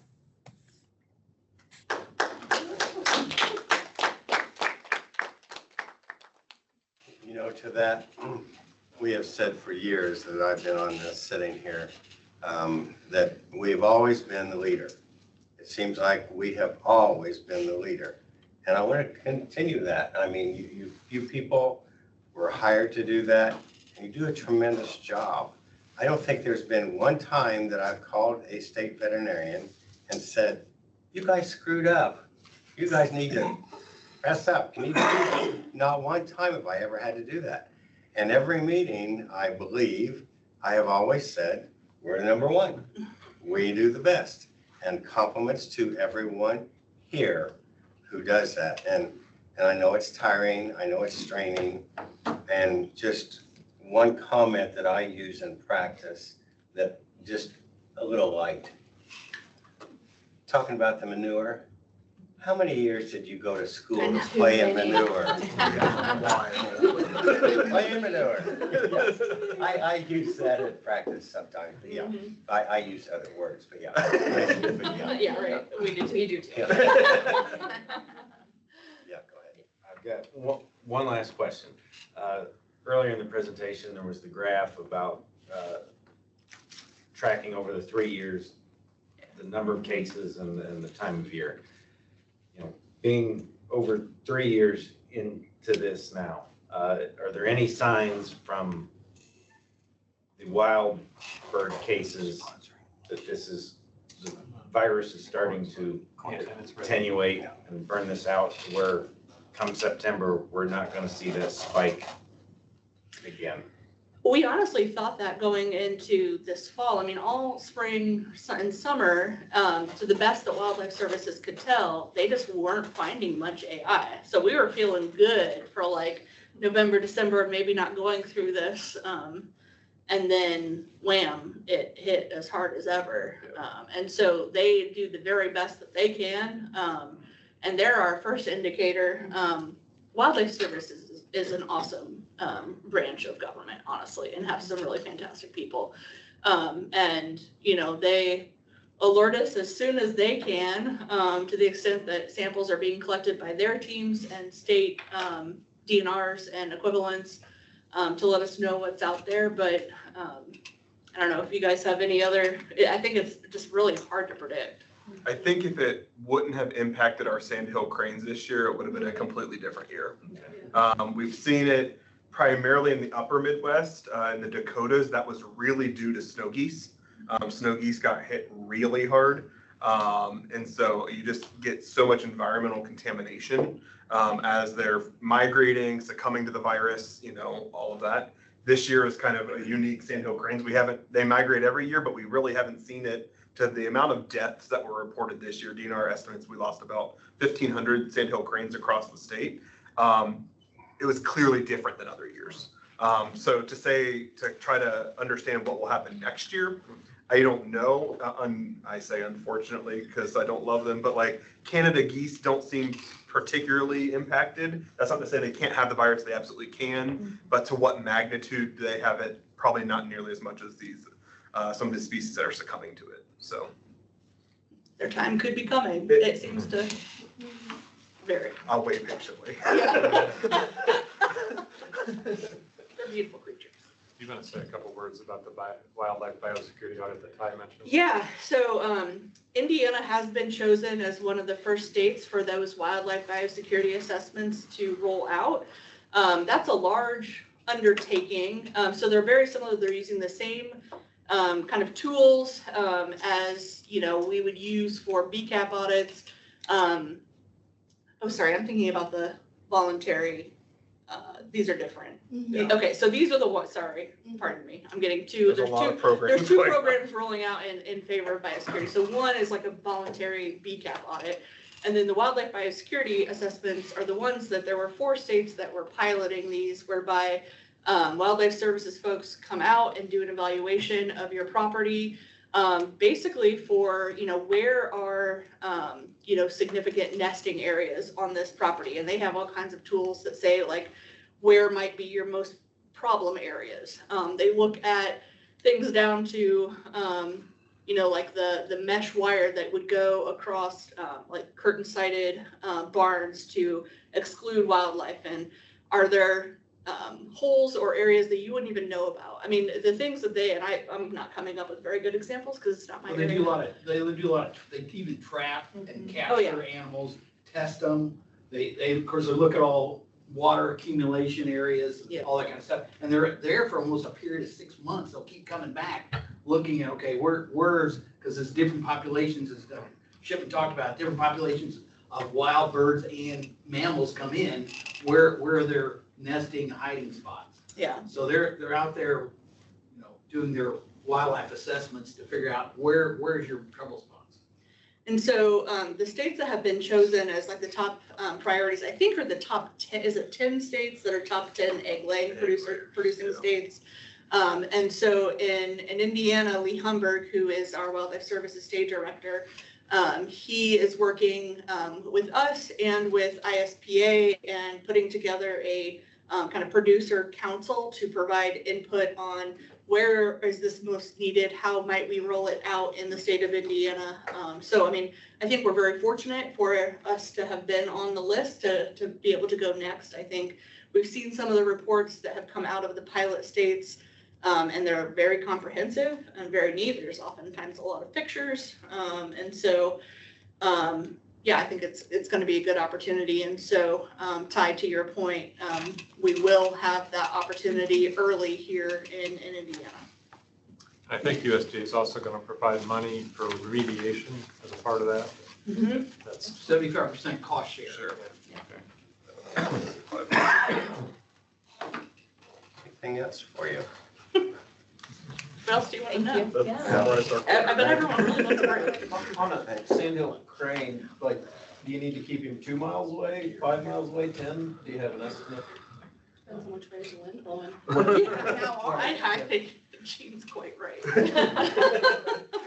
Yeah, unfortunately. Alive would be great, not dead. And those small flock producers, 2 of them in particular that I spoke with, like, the cranes were flying over their house as I was talking to them, and their birds were dying. Yeah, you could hear them Yeah. in the background. We also had someone call us, like, so we had just gotten through our Jackson County case where there was just tons of sandhill cranes, and so we knew that this relationship was occurring, and we get a call from someone, and they're like, yeah, there's, I have a sick chicken, and there's also a dead sandhill crane on my doorstep. I was like, oh, that doesn't sound ideal. Here's Gene for you to talk to. It's interesting on the Sandhill Cranes in the Seymour, Indiana area. I live about 4 miles from Muscatatuck Reserve where they congregate a lot at night, and you can hear them. And they were being very erratic. We pretty much know the times they come in and about the times when they're ready to leave, but they just kept on hanging around. And we were asking ourselves, why? Why are they hanging around? Then you start seeing some of the erratic behaviors starting to occur, and it just dawned on me. I believe that they got sick from this, and they just could not make that next migratory jump.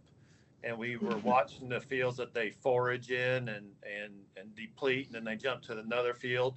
Well, the fields that they were in the very beginning, they would eventually circle around and come back, try to find. And I just think they just could not make that next jump. Part of it was sickness, part of it's just the cold weather, and then it just did the damage it did, in my opinion.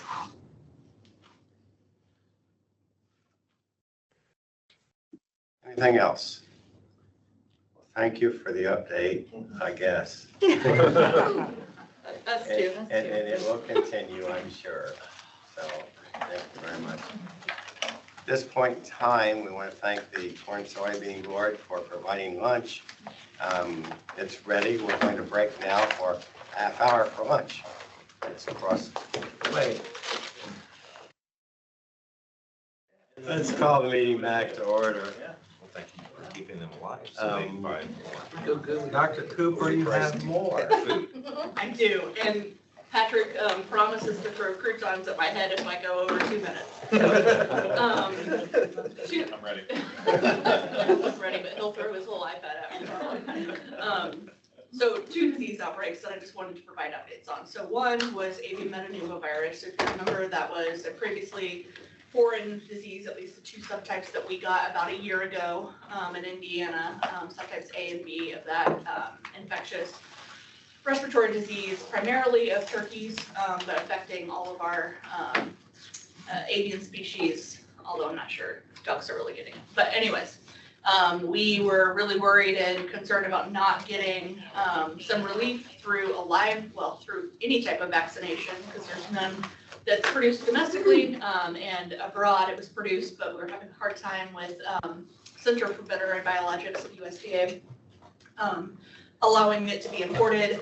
They did allow for some experimental autogenous production here in the United States, as well as a couple of permits for killed vaccine to come in. That only really was going to be able to help with some very specific sectors of our poultry industry, but they have finally allowed import of modified live vaccine. And so we are really excited for that to occur. We've approved 3 different companies' versions of some of their modified live vaccines that are being brought in from abroad. And so that just occurred in January, so I don't think we've been able to see the effects of if that's going to really relieve some of these outbreaks. But we have all, we assume very much that it provides significant relief just because this is a disease that's dealt with all over the globe. So that's a great update on that forefront. And then we had the ongoing outbreak. It's also been about a year of Mycoplasma gallisepticum down in turkeys in Davies County. So we had 10 total cases. 9 of the 10 of those are released from quarantine, and the last one just restocked. And so we're going to do a 21-day post restock test to see if that's negative. And if so, we're going to release that quarantine and consider that outbreak done. So I would say good news on both of those fronts, which we need since everything else for the poultry industry is not so good. I am sure that was over too, but. Okay, thanks. I didn't yet. You didn't yell when we were standing up there for over an hour, so appreciate it. Thank you, Dr. Cooper. Next, animal programs, Kelly. Yeah, well, thank you for the opportunity to address you on behalf of the Animal Programs Division this afternoon.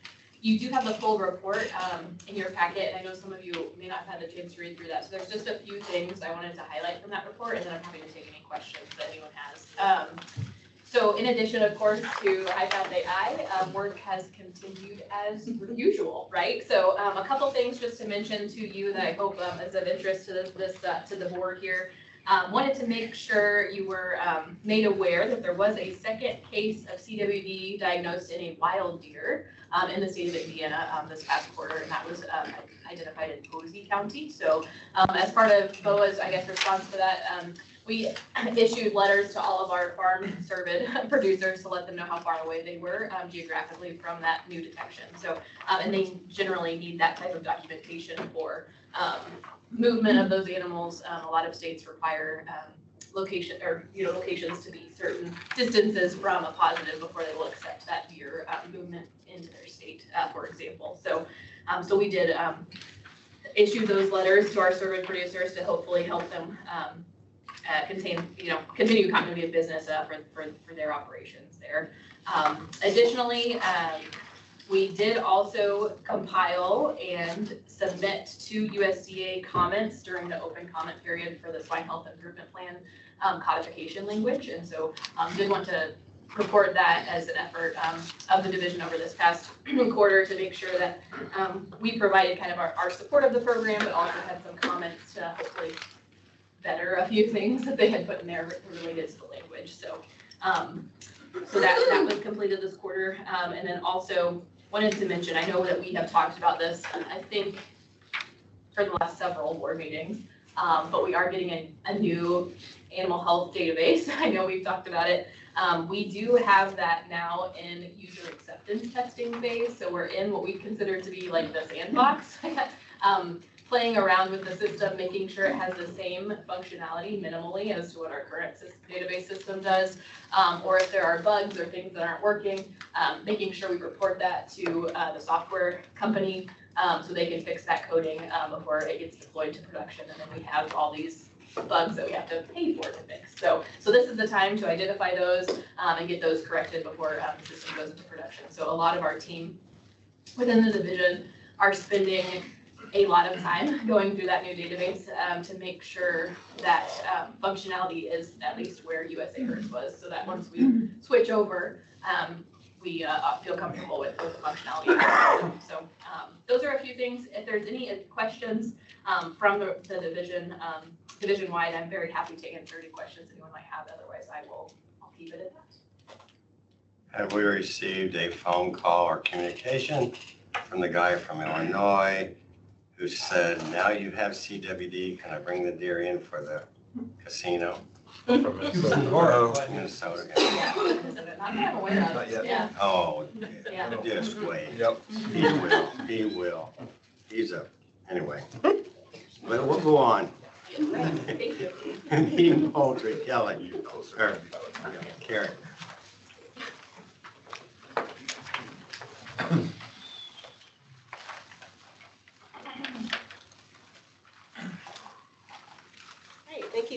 today. I'm going to give my report on Meat and Poultry Inspection Division. So far, well, last quarter we had one new custom exempt facility that just came on right after I submitted the report. But we've had one custom exempt facility, a different one change ownership that past quarter. We also had one join the Cooperative Interstate Shipment Program, and we had one inspected facility closed. We currently have 27 CIS plants of the Cooperative Interstate Shipment Program, and 2 more are expected to be accepted in the next few weeks. This past quarter, Dr. Shipman, Dr. Swikowski, and myself attended the IMPPA, the Indiana Meat Packers and Processors Association Conference on March 20th through the 22nd. I spoke to the group about updates and upcoming events. January 9th, I attended the area beef meeting. February 13th, I did a talk at the annual Women in Ag Conference in Fort Wayne. And Dr. Renee and I, along with Sarah Simpson, participated in a food working group with the State Board of Health, State Chemist's Office, Indiana Egg Board, and other groups to discuss the upcoming legislation in February. And our EIOs, our auditors, are actively reviewing plans with fully cooked and ready to eat products in advance of our FSIS on-site audit, which is coming up in June. Our compliance officers performed 44 surveillance visits to retail facilities in the past quarter, and they investigated 5 cases of illegal slaughter and misbranded meat or poultry products. We currently have 86 official establishments and 3 limited permit retail HRIs, which are the exempt poultry permits, and 53 custom exempt establishments for a total of 142. I just wanted to update those numbers there. We currently have 1 open inspector position in the Northeast area. However, we have conducted interviews and have offered the position, so we should be up to full staff very shortly. We have continued to take advantage of the USDA FSIS courses, the virtual training courses. We had 2 employees complete the inspection methods course, which is the course that our inspectors need to take in order to be performing inspections in the cooperative interstate shipment plants. Looking ahead, our federal on-site audit is scheduled June 2nd through the 13th. We'll have 2 auditors, but do not have the list of facilities they'll visit yet. They usually only give us about 2 weeks notice, in which case we will notify all the plants, who is going to be visited, and we will try to focus getting our auditors and inspection staff in those plants in preparation for that. We have been notified that we have our FSIS civil rights audit next week. That also comes on an every 3-year basis, the same year as our on-site audit. And this year is being performed only over the phone. So they will be calling a number of our plant owners and operators, and we'll be interviewing them over the phone. We are not notified who is going to be called, and our inspectors are not to be part of that program or part of that interview process. Dr. Swikowski will be meeting weekly with small groups of inspectors for training in preparation for the audit, and just to continue our training program as well. I did want to update you. We have been working, Dr. Swikowski and I have been working with Sarah Simpson and Gary in the State Chemist's Office to put together an MOI to describe procedures to allow custom exempt facilities to use offal and organs that do not go back directly to the owner or owners of the meat to be sold or used in pet food. And plants have been asking for this for a number of years. It helps reduce waste, as well as it will relieve some of our inspectors. It will allow them to be able to maybe do more inspection for human food and less inspection for animals that will go directly to pet food. So that's positive, and we're excited about that. We did announce that at the IMPPA meeting, and we did get a lot of positive feedback about that, and that should be rolling out here in the next week or 2.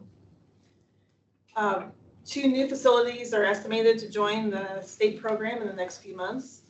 And Dr. Swakowski and I are planning to attend the Association of State Meat Inspection Directors meeting in Maine at the end of this month. The trainings for our inspectors by the auditors, the EIOs, will continue on a quarterly basis. We continue to partner with both state and federal agencies, and we hold weekly teleconferences with our field staff to make sure everybody is up on new regulations and upcoming events. Anybody have any questions?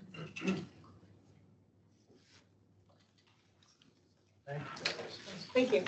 It's nice through the past several years to have more facilities to do the custom slaughter since it was so tight for a long time. Okay, Patrick. I don't get to say this very often, so good afternoon. Stretched out a little bit today. Couple things just to highlight.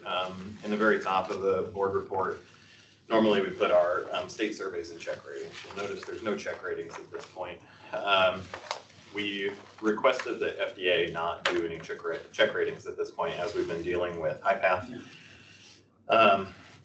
Dairy staff has been helping with the response, and then also starting our national milk testing. We thought it was best that if they didn't come in, typically when they come in, it takes about a week of time from at least one person. So they gave us approval on that. We should see them probably in June at this point, but it's a good partnership we have there, and that's beneficial to us as we're not a huge division and a not huge agency. It's very helpful. Farm numbers have stayed about the same. We do have some new ones on the horizon. We've started receiving plans of a couple good-sized facilities, so hopefully we'll see that number start to work its way up. Here in just a couple days, we've got a large group heading to NCIMS in Minnesota. That's in Minneapolis, and NCIMS is the conference that does the facilitation of changes to the PMO. So that happens every other year. We're sending a good crew up that will cover all the councils, and that way we can have our voices heard as we go through all those proposals. I believe there's right at 100 proposals for change this year. So. And then the one thing I'll highlight in partnership and outreach is last year we implemented a multi-day staff meeting / training for our folks that we were able to utilize a training grant through AFDO and FDA, and they pay for that meeting. And we continued it this year, and what we do is Wednesday at noon until the following Friday at noon. So it's about 2 full days. It's great that we can get everybody in one spot. We go over all the debits to try to standardize to make sure that we're marking our interpretations the same, but then we also take that opportunity to bring in other trainings as we need. So this year, we've got a fair few new people on in our division. So we brought Denise down, and Denise spent probably an hour with us and discussed just what her role is in the agency, when she should become involved, and how to carefully exit themselves out of a situation when somebody asks questions that they don't need to be answering. Without going, you need to talk to Denise. We say, please, you need to talk to Denise. So, and then we also had American Dairy, Indiana, brought Allie Reith down, and then we spent about an hour going over social media and how our folks should be handling themselves on social media, just to kind of prevent keyboard courage from reoccurring when somebody else has had some keyboard courage, and just stop those interactions. So it's always interesting to get the whole division together for that long. We really thought there'd be some complaints because it's a couple overnights, people are away from home, but really it's been great positive feedback. So we do have one open position at this point. We are like meat and poultry, and we have extended an offer, so hopefully we'll get that filled here shortly, and that will put us back at full staff. We just received the feedback from our triennial evaluation from FDA, and that was favorable. So we're always happy to see that as well. Favorable. We call it the letter of perfection. It was favorable. So, Don't put yourself down. Right. If you would read read these letters, you would be like, We are model participants of this program. yes, there you go. And it's all due to our staff. A lot of dedication, so. You want to cover the, okay. Yeah, right, okay. So there is a dairy facility in Indiana who has had a recall on a non-dairy product that this incident has stretched over seven years-ish. And it's been kind of an off and on listeria issue. Listeria is typically found in moist environments. It likes dark. So this was, it's a non-dairy nutritional beverage that is sold to a lot of like nursing homes and care facilities. And the way that it got tied to this facility was based on pretty much bills of lading of stuff that was delivered to those facilities, and then somebody would get sick. So it's an ongoing thing, but 12 people have died over 7 years, and there is some genetic tie-ins. It's not an exact match. It's never been found in the product itself, but it was found in zone 3 and zone 4 samples, environmental samples, so not on the packaging, not on the machines. But that is ongoing, and as we get more details that are public, we're happy to share. That's an FDA investigation. That is an FDA investigation, yes. Yeah, that is not a us investigation, because it is not. Happy to entertain any questions. Thank you, Patrick.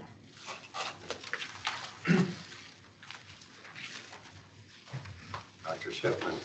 Absolutely. I will start by passing around our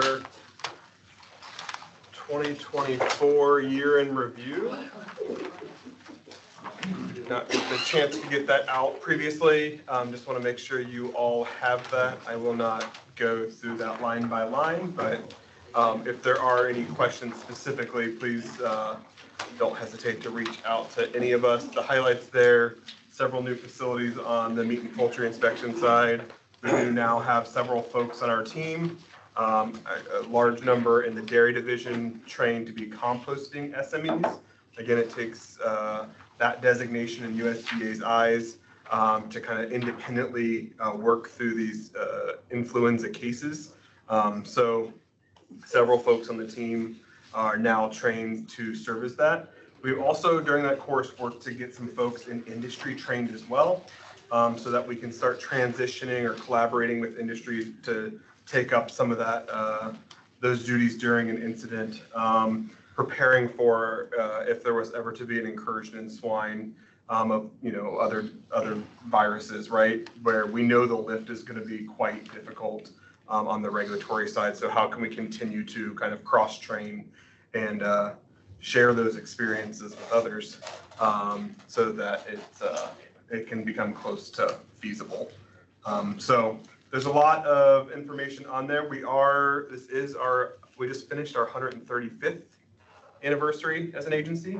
So we are working to update our kind of our informational materials to turn it to the 135th year that we are celebrating. We're not looking to have any big announcements around that, but it is something that makes us quite unique as a state agency.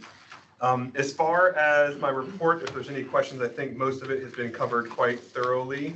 The one thing I did want to hit on was just that, as Gary mentioned in his update, the executive branch organization. So through the vertical alignment of Governor Braun, Governor Braun brought in secretaries almost entirely, I think entirely from the private sector to really stem entrepreneurism across all things in the state. And so with that, it's they're very happy, or very good to work with. But it takes a little bit of time to get them sped up on how government works, right? Because they were intentionally brought in from the outside now into the public sector. So Secretary Jaworski and her Chief of Staff, Parvani Stover, have been absolutely great to work with. Again, we're in that energy and natural resources vertical. So with some sister agencies like IDEM and DNR and State Chemist, but also State Museum, White River State Park, and several others. That group of agency heads within the vertical, we've been meeting monthly as check-ins with the secretary and her team to just ensure the needs are met at the agency level. And then Governor Braun has made it a priority to connect with the agency heads across the state. So all agency heads meet with Governor Braun together every other week. So we've been having those meetings since he's been in office every other week. All agency heads meet and have a kind of a sit down with him. So that has been, the lines of communication are definitely open, and that's been a priority of him and his team. And we've been happy to participate in those. And as we do have concerns, it is actually really pretty simple to elevate them through the process. We've also worked, there's a new federal liaison that is out in DC. And she has a lot of access to people. So as an agency, as we have issues with the federal government, with parts and pieces not moving the way we would anticipate, we're able to work with her, and she can get that to the right folks and get that communicated through the system. So have definitely seen some direct results of her interactions already for the state of Indiana. With that, though, Any questions? any questions? Okay. Next thing we have to do is establish a date for the next meeting. I will say that July 15 will not work for me. So if you don't mind going up a week or back a week, doesn't matter. Or you guys check here too.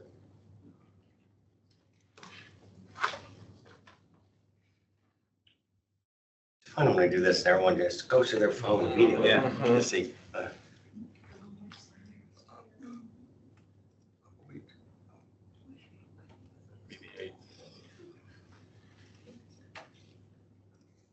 You guys, what do you think? Up a week. I cannot do July 8th, She but can't. we'll- I won't be. we'll be Okay. having fairs. What about back a week? Back a week. So we're looking at 22nd. the 22nd.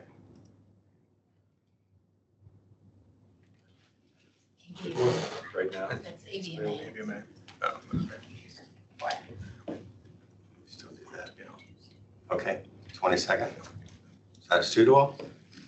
That's what we will go for, is July 22nd. I was like you, I will be showing cattle at Junior National that week, so that's what.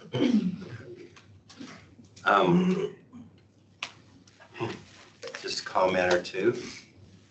This is your first to sit in this chair and handle this. I think everything has gone well, considering everything that's been going on here, which is really one thing in particular. So I commend you on handling it, pushing people to do this job or that job, you know, giving out jobs to do to different people, you know, and all. And of course, as I said earlier, and I've said for several years, we have the top people in the country to handle this. And they look to us for consideration on how to fix, how to do, how to run. And I want us to continue that way, you know, and again, back to the people who got letters for being here so many years, that shows that people like it here, and it's a good place to work, or we'd be replacing people every year. And I wouldn't like that. Me neither. You wouldn't either. That's how I sleep at night, is with good people. So, you know, I commend everyone sitting in here, not just Dr. Shipman. You know, you've all had to give and take to go work here, go work there, do things that you weren't necessarily trained to do, learning to do, and playing in the poop, you know, and all that. So I want to keep it that way, and thank you. Thank you all for doing things like that. I really think it's great and I appreciate it. So with that, we will adjourn the meeting and see you July 22nd at 9:30.